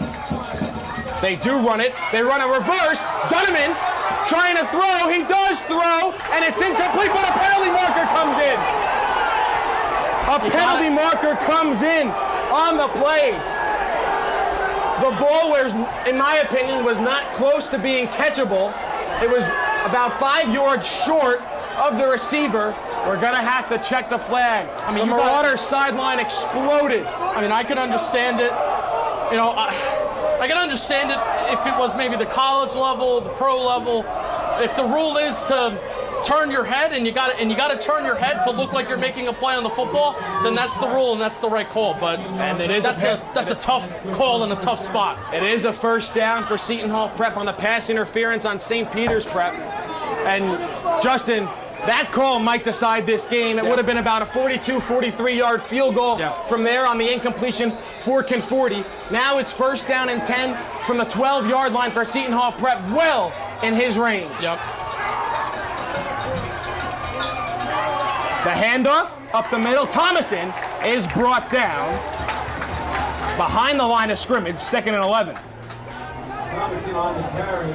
Again, it's the impact on that call. It's the impact of not turning your head and not attempting to make a play on the football. You had a linebacker out there covering. Those guys aren't really used to making plays on the football. Hate to cut you off. 2nd down and 12. Here comes Nick Conforti to win the game.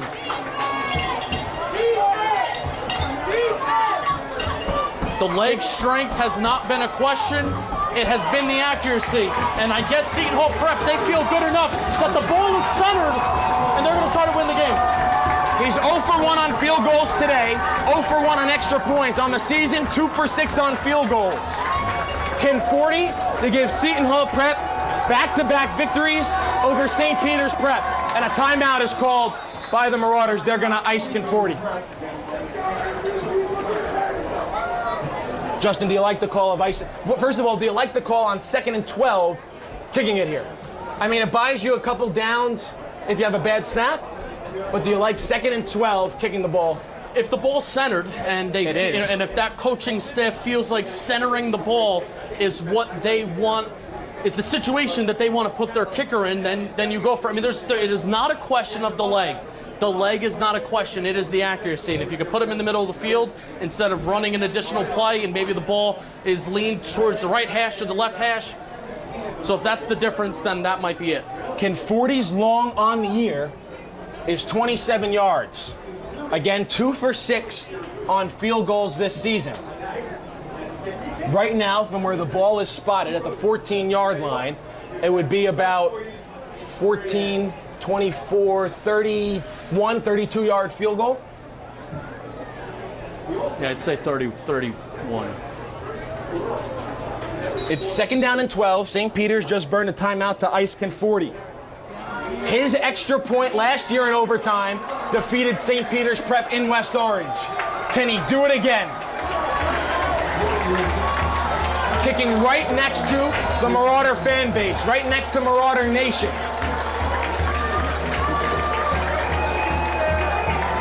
This game has certainly lived up to the hype. Can Conforti end it here?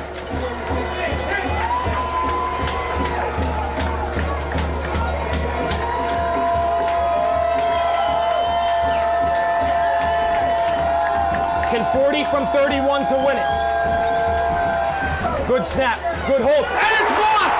St. Peter's blocks the kick, and we're going to a second overtime.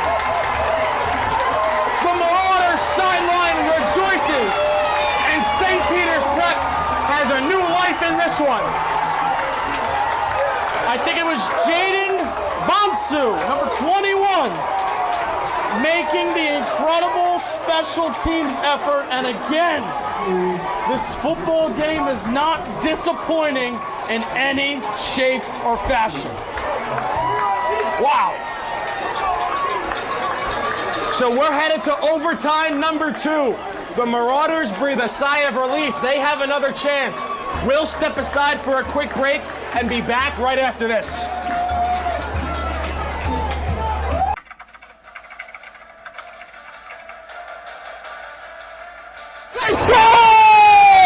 Lloyd attacking and throws it down. Touchdown for St. Peter's. I'm here with Darren Lewis. With Simeon Wilcher. Here with Precious Achua. About to do an overtime.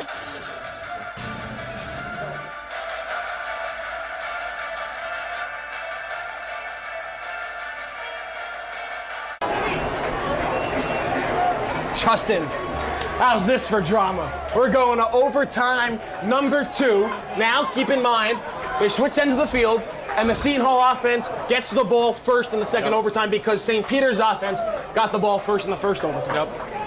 So the Marauder defense already gassed from this long second half being on the field a lot and just having to be out on the field. They have to go back out there. Seton Hall Prep, obviously their decision to kick on 2nd and 12 backfired big time. Yeah, and at this point, Kevin, you know, if we were in the 3rd or the 4th quarter, I'm thinking about fatigue. At this point, there's no thought of fatigue. I mean, the adrenaline's running through both teams. Stakes are high. You're reaching into whatever you got left in your tank to put as much on this football field as you're doing right now.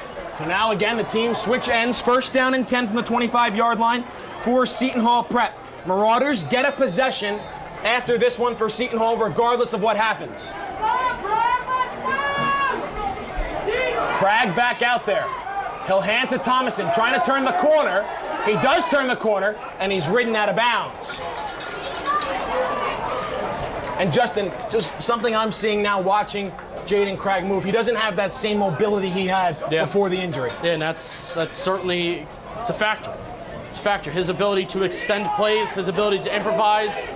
You know, even if we get down to a goal line situation, the touchdown that tied this game was a Craig rushing touchdown.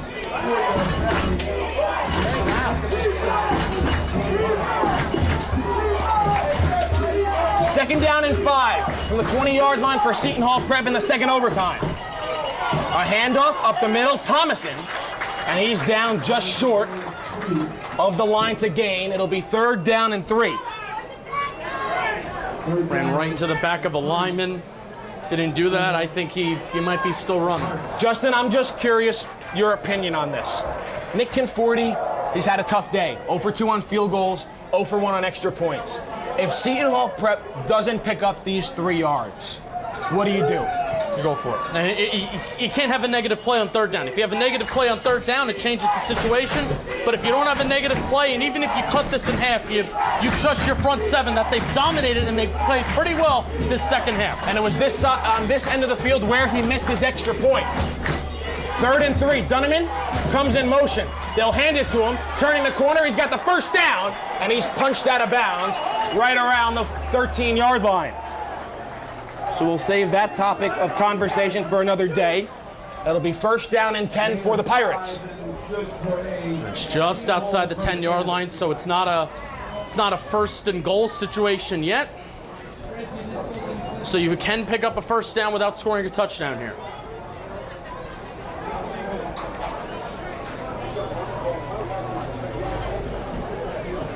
So I always love that situation. I love that the playbook, it continues to be open. 3 of the 4 touchdowns in this game were scored on this end of the field. Ball's down at the 14-yard line. First down and 10 for Seton Hall Prep. 3 receivers to the near side. Dunneman in the slot on the near sideline. Thomason gets the handoff, and he's going nowhere. Back to the line of scrimmage, 2nd and 10. Bryce Rooks has had a heck of a second half. Bring him in, Bryce! Bring him in! Again, the Marauders of St. Peter's Prep get a possession regardless of what happens here for Seton Hall Prep. They blocked a field goal to keep this game alive in the first overtime after their offense sputtered and went backwards. Craig to throw, now rolls out, near side, room to run, being chased down, and he'll be brought down and his helmet comes off, so he'll have to leave the game for a play on a critical 3rd down. Yeah, and I gasped there for a second because I saw that he got hit in his knee again, and he looks fine, but it's the fact that his helmet came off, and he has to come off for a play, and it's a key third, it's a 3rd and long. It's a 3rd and 11. He actually lost a yard on that play. And coming into the game for him is Elijah Rippey. So now what happens if you're Seton Hall? Craig has to come out, and now in comes backup quarterback Tyler Marion.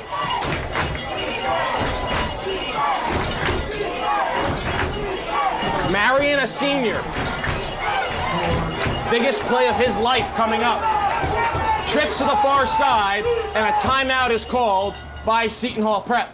Timeout, Seton Hall Prep.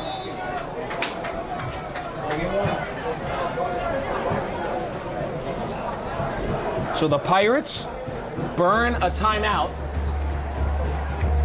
They are out of timeouts now for the remainder of this second overtime.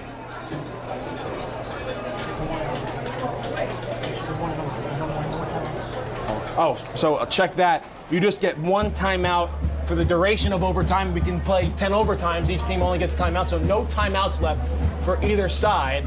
And even with the timeout call, Jaden Craig still can't come back in this game. Something you can see at higher level. Yep.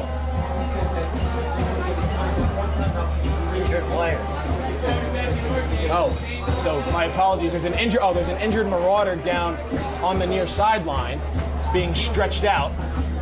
They did signal Seton Hall timeout. They did signal Seton Hall timeout. So maybe just the Marauder getting stretched out during the timeout. Maybe not an official timeout. He wasn't. For injury. I mean, they were about to run a play. So yeah, it was Logan Barnes. So he was just being stretched out on the near sideline during the Seton Hall Prep timeout. Yes, keeping the legs loose and the cramps away. So it's 3rd down and 11 for Seton Hall Prep. Jaden Craig cannot come back in after the Pirates called timeout because his helmet came off on the 2nd down play. So it's Tyler Marion in. Biggest play of the senior's life. Justin, what do you do with a backup quarterback in the game on 3rd and 11? Try to cut this in half. Run the ball. They're going to let Marion throw. Near side. Double move. Touchdown! What a play from the Seton Hall backup quarterback. He finds Danny Easter on a double move up the near sideline. Justin, did you ever see that coming from Seton Hall? Not at all. Not at all. What a move off the line of scrimmage to get separation. I mean, that was a pitch and catch. An easy pitch and catch by Tyler Marion. Unbelievable.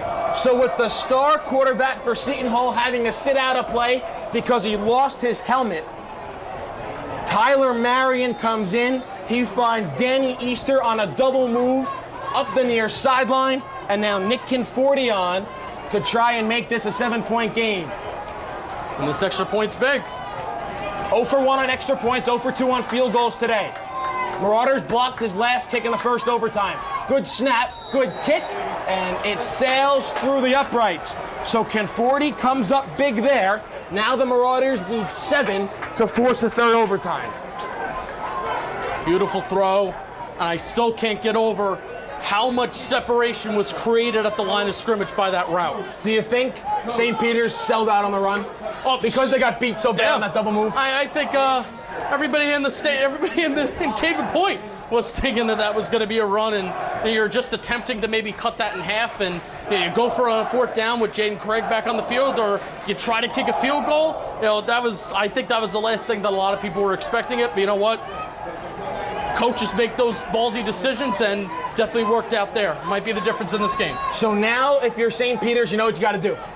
7 to tie, 8 to win. And in a way, I think you almost prefer that. It's not a question of a field goal, not a question for 7. You got to get 7. Sam Slade takes the handoff, sprints up the middle, still on his feet, trying to bounce it to the outside, and he picks up 7 yards on the carry.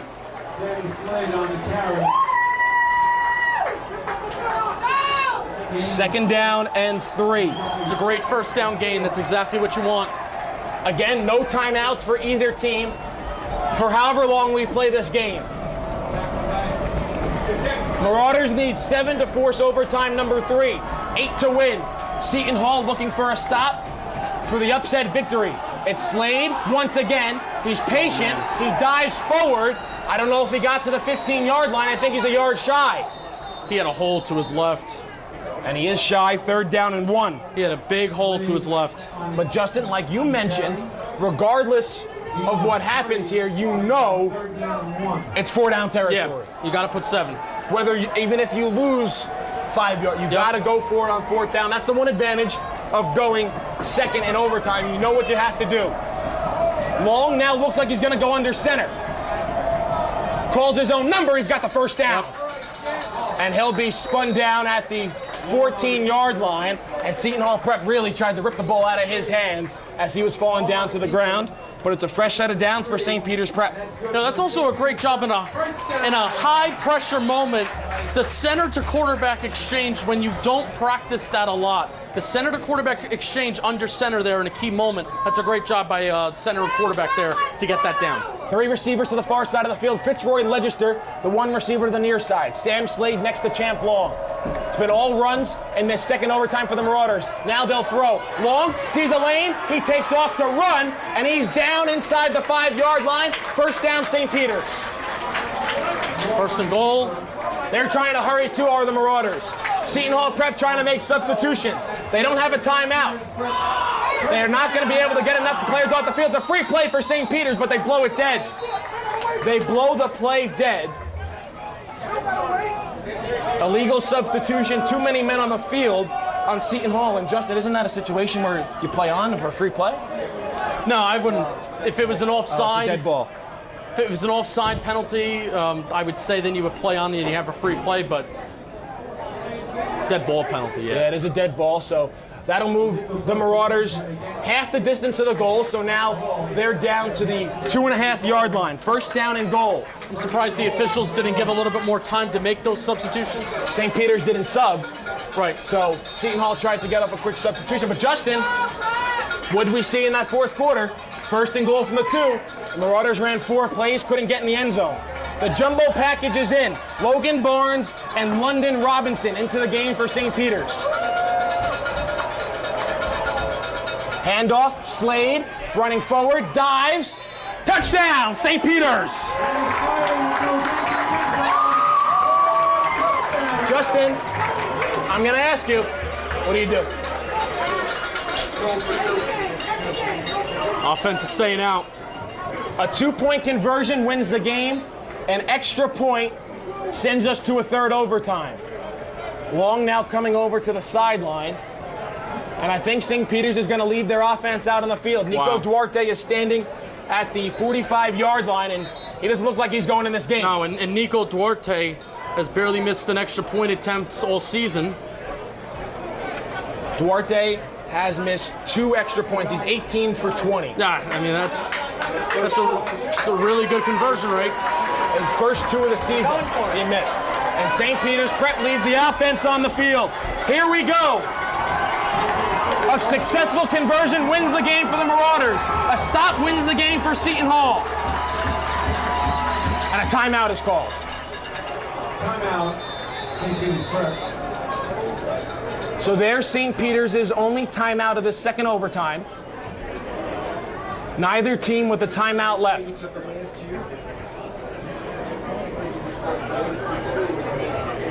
And what's interesting there, I mean, Bryce Brooks is going back on the football field right now, but what was interesting there is for one of the first times this game, there was a goal line package in which St. Peter's Prep spread it out. They were spreading the field, and that's something that the Seton Hall Prep defense has not seen yet.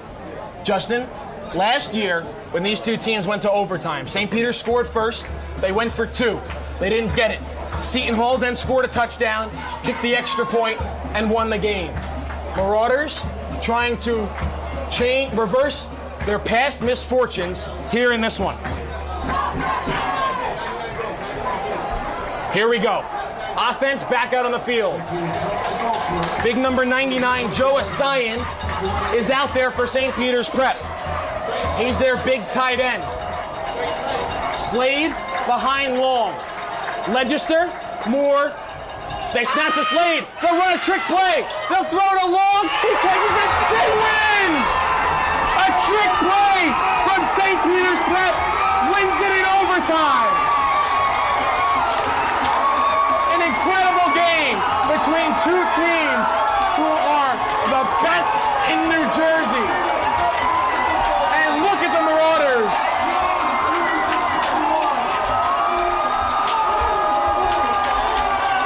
Zion Fowler to Champ Long on the 2-point conversion attempt. And Sam Slade was in the middle of it. Justin, the Philly special, number 1, and number 2, similar to the pass interference play that Seton Hall Prep ran, where Dunham threw the ball downfield. Yes. I mean, that incredible, ballsy, but the execution to get that done, and in the moment, for everyone to stay disciplined, for everyone to block up front, to make that throw when you probably only practiced that a couple times, but to absolutely just win the game and walk it off in that fashion, this is a historic game. This is a historic game. We're going to remember that. Everybody that's sitting here and everybody that's watching this game, you are going to remember this game for a very, very long time. Phenomenal. The scene here at Caven Point, it's a party. It's a party. We talked about the top of the broadcast. Last year was great because we had football. It was only parents. There were no student sections. There was no big crowds. There was no alumni. There was just no supporters of each school. Justin, as the Seton Hall Prep fans start to exit, this party is going back to Jersey City, and it's going to go late into the night. Absolutely. And for St. Peter's Prep to lose this game last year, for them to lose this game in such a heartbreaking fashion after missing a week to COVID and missing a game and not having state playoffs where they could have even had a rematch against Seton Hall Prep, to win this game, this was a game that they had circled on their calendars, and to win it in the fashion in which they did, it has to feel amazing. And Justin, the St. Peter's offense, I'll put it bluntly, they were not good in this second half. The Seton Hall Prep defense had them confused, but they found what they needed on the second overtime and on that 2-point conversion attempt to win the game.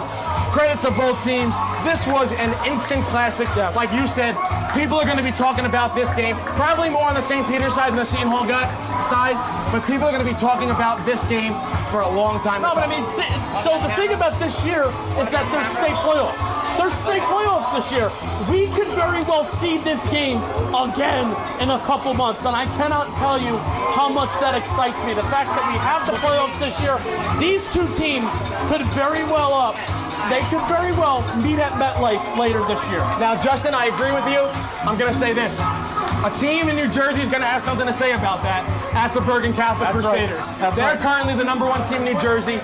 Last time I checked their score, they were winning 14-13 against Del Barton at halftime. I don't know what that final is, but Bergen Catholic, I think, going to be their 2 toughest games of the year. They play at Seton Hall Prep, and then the last game of the regular season, they're here at Cave Point. Both those games can be seen live right here on D1 Media Pro. Those 2 games are going to be fantastic. I think they're going to be just like what we saw here. Absolutely. Both teams will now sing their alma maters with their respective fan bases.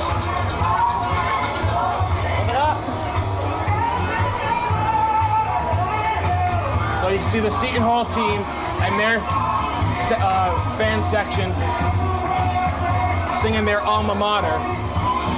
And you see a show of sportsmanship also behind from both teams, shaking each other's hand. And these guys, they're friends on the field, or excuse me, they're friends off the field, they're competitors on the field, and both these teams know that this was just an incredible game. That was a hard-fought game. You know, I'm sure even heading into this game, and you know, the fan bases don't like each other, but there has to be a certain level of mutual respect after such a hard-fought game.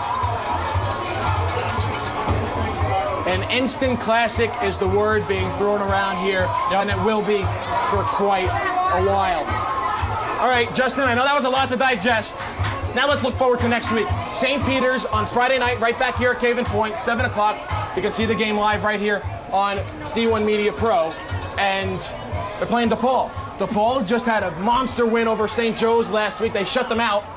What are you expecting for St. Peter's on a short week? It is Saturday, and an emotional game. They have to be on their game next Friday night. Yeah, you know, this was the first game of the season where it was a very conventional game. The first couple games of the season for St. Peter's Prep, it's been a lot of start, stop between turnovers, special teams mishaps, penalties.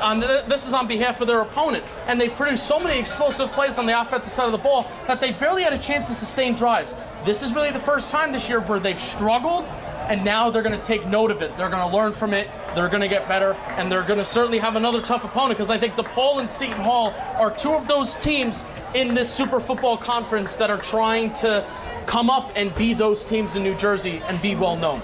And for Seton Hall, so they'll have more of a traditional week. They don't play again until next Saturday. It's their homecoming game. They play Bayonne High School. Bayonne is trying to be one of the better teams in Hudson County. Obviously, the Bees have a tough challenge going up there to play Seton Hall. But again, it feels like, at least on paper right now, it's a trap game for Seton Hall because of this emotional game. And you can say, oh, we're playing Bayonne, we should beat them. They show up, and all of a sudden you're in a 14-0 hole, and then you're like, oh my God, we got to start playing. Yeah, I think the tone of this coaching staff, though, is going to be one of encouragement. It is going to be look at how talented St. Peter's Prep has been. Look at how talented St. Peter's Prep has been for years, and the fact that it has been back-to-back years, one year in which Seton Hall defeated St. Peter's, but then look at how well they played this game. And being down by 14-0. They were down by 14-0, Kevin. So that goes to show the grittiness and the toughness of this St. Peter's Prep football team. I think this should, obviously it hurts right now, and it hurts a ton right now. These guys are going to go home, and it's going to be a rough night. But throughout this week of practice, this week of preparation, they should feel really good about the effort and the showing that they put out here today against a very good St. Peter's Prep team. You said the grittiness, the toughness, the tenacity. Both these teams brought here today. It was unmatched. I think this is going to be one of the games of the year here in New Jersey, and you saw it live. And our national game of the week here on the NFHS Network, it lived up to the hype. Absolutely. It lived up to the hype. So that's going to do it for us here from Cave Point. For Ryan Lowy, Justin Pennick, I'm Kevin Connolly. St. Peter's Prep with a 22-21 victory over Seton Hall Prep in double overtime here from Cave Point. The Marauders move to 4-0 on the year. Seton Hall Prep drops to 3-1. Thank you all for tuning in to this presentation of varsity football in the state of New Jersey on the D1 Media Pro page on the NFHS Network, and we hope to see you next time.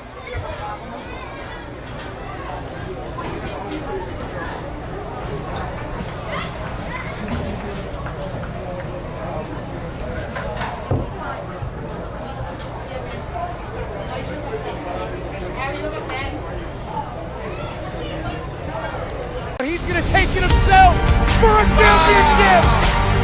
A double play wins it from Frazier. Curtin to the end zone. What a catch. Makayaton touchdown. Into the layup goes at the buzzer. Wins it. The championship.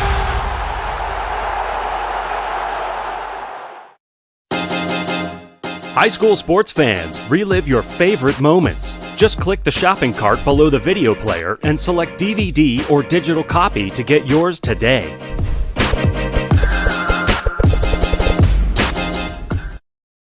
Want to learn how to be a talk show host? Want to be a great play-by-play announcer? That's good! You always have to be prepared for something to happen. Thank you, Gary. Sure, thank you, Matthew. Good evening, everybody. Today is Super Bowl 54.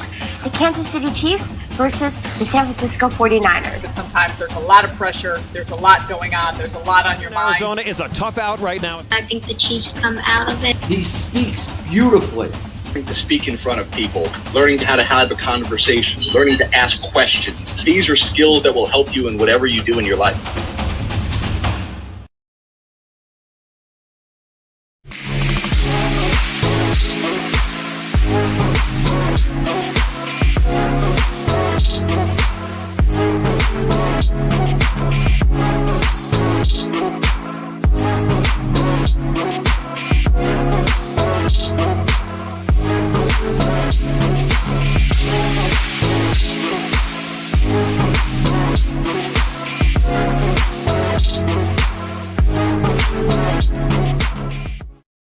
One of New Jersey's premier high school basketball teams gets their coverage from D1 Media Pro, and it goes like this.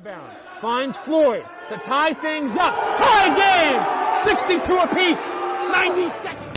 Floyd attacking and throws it down. Corey Floyd. A missed opportunity down low behind the back to Bueno and one. Lawrence with Floyd to lob it up for the slam. Too low for Dunn. Wilcher to Floyd. Plays it in and one on the lob.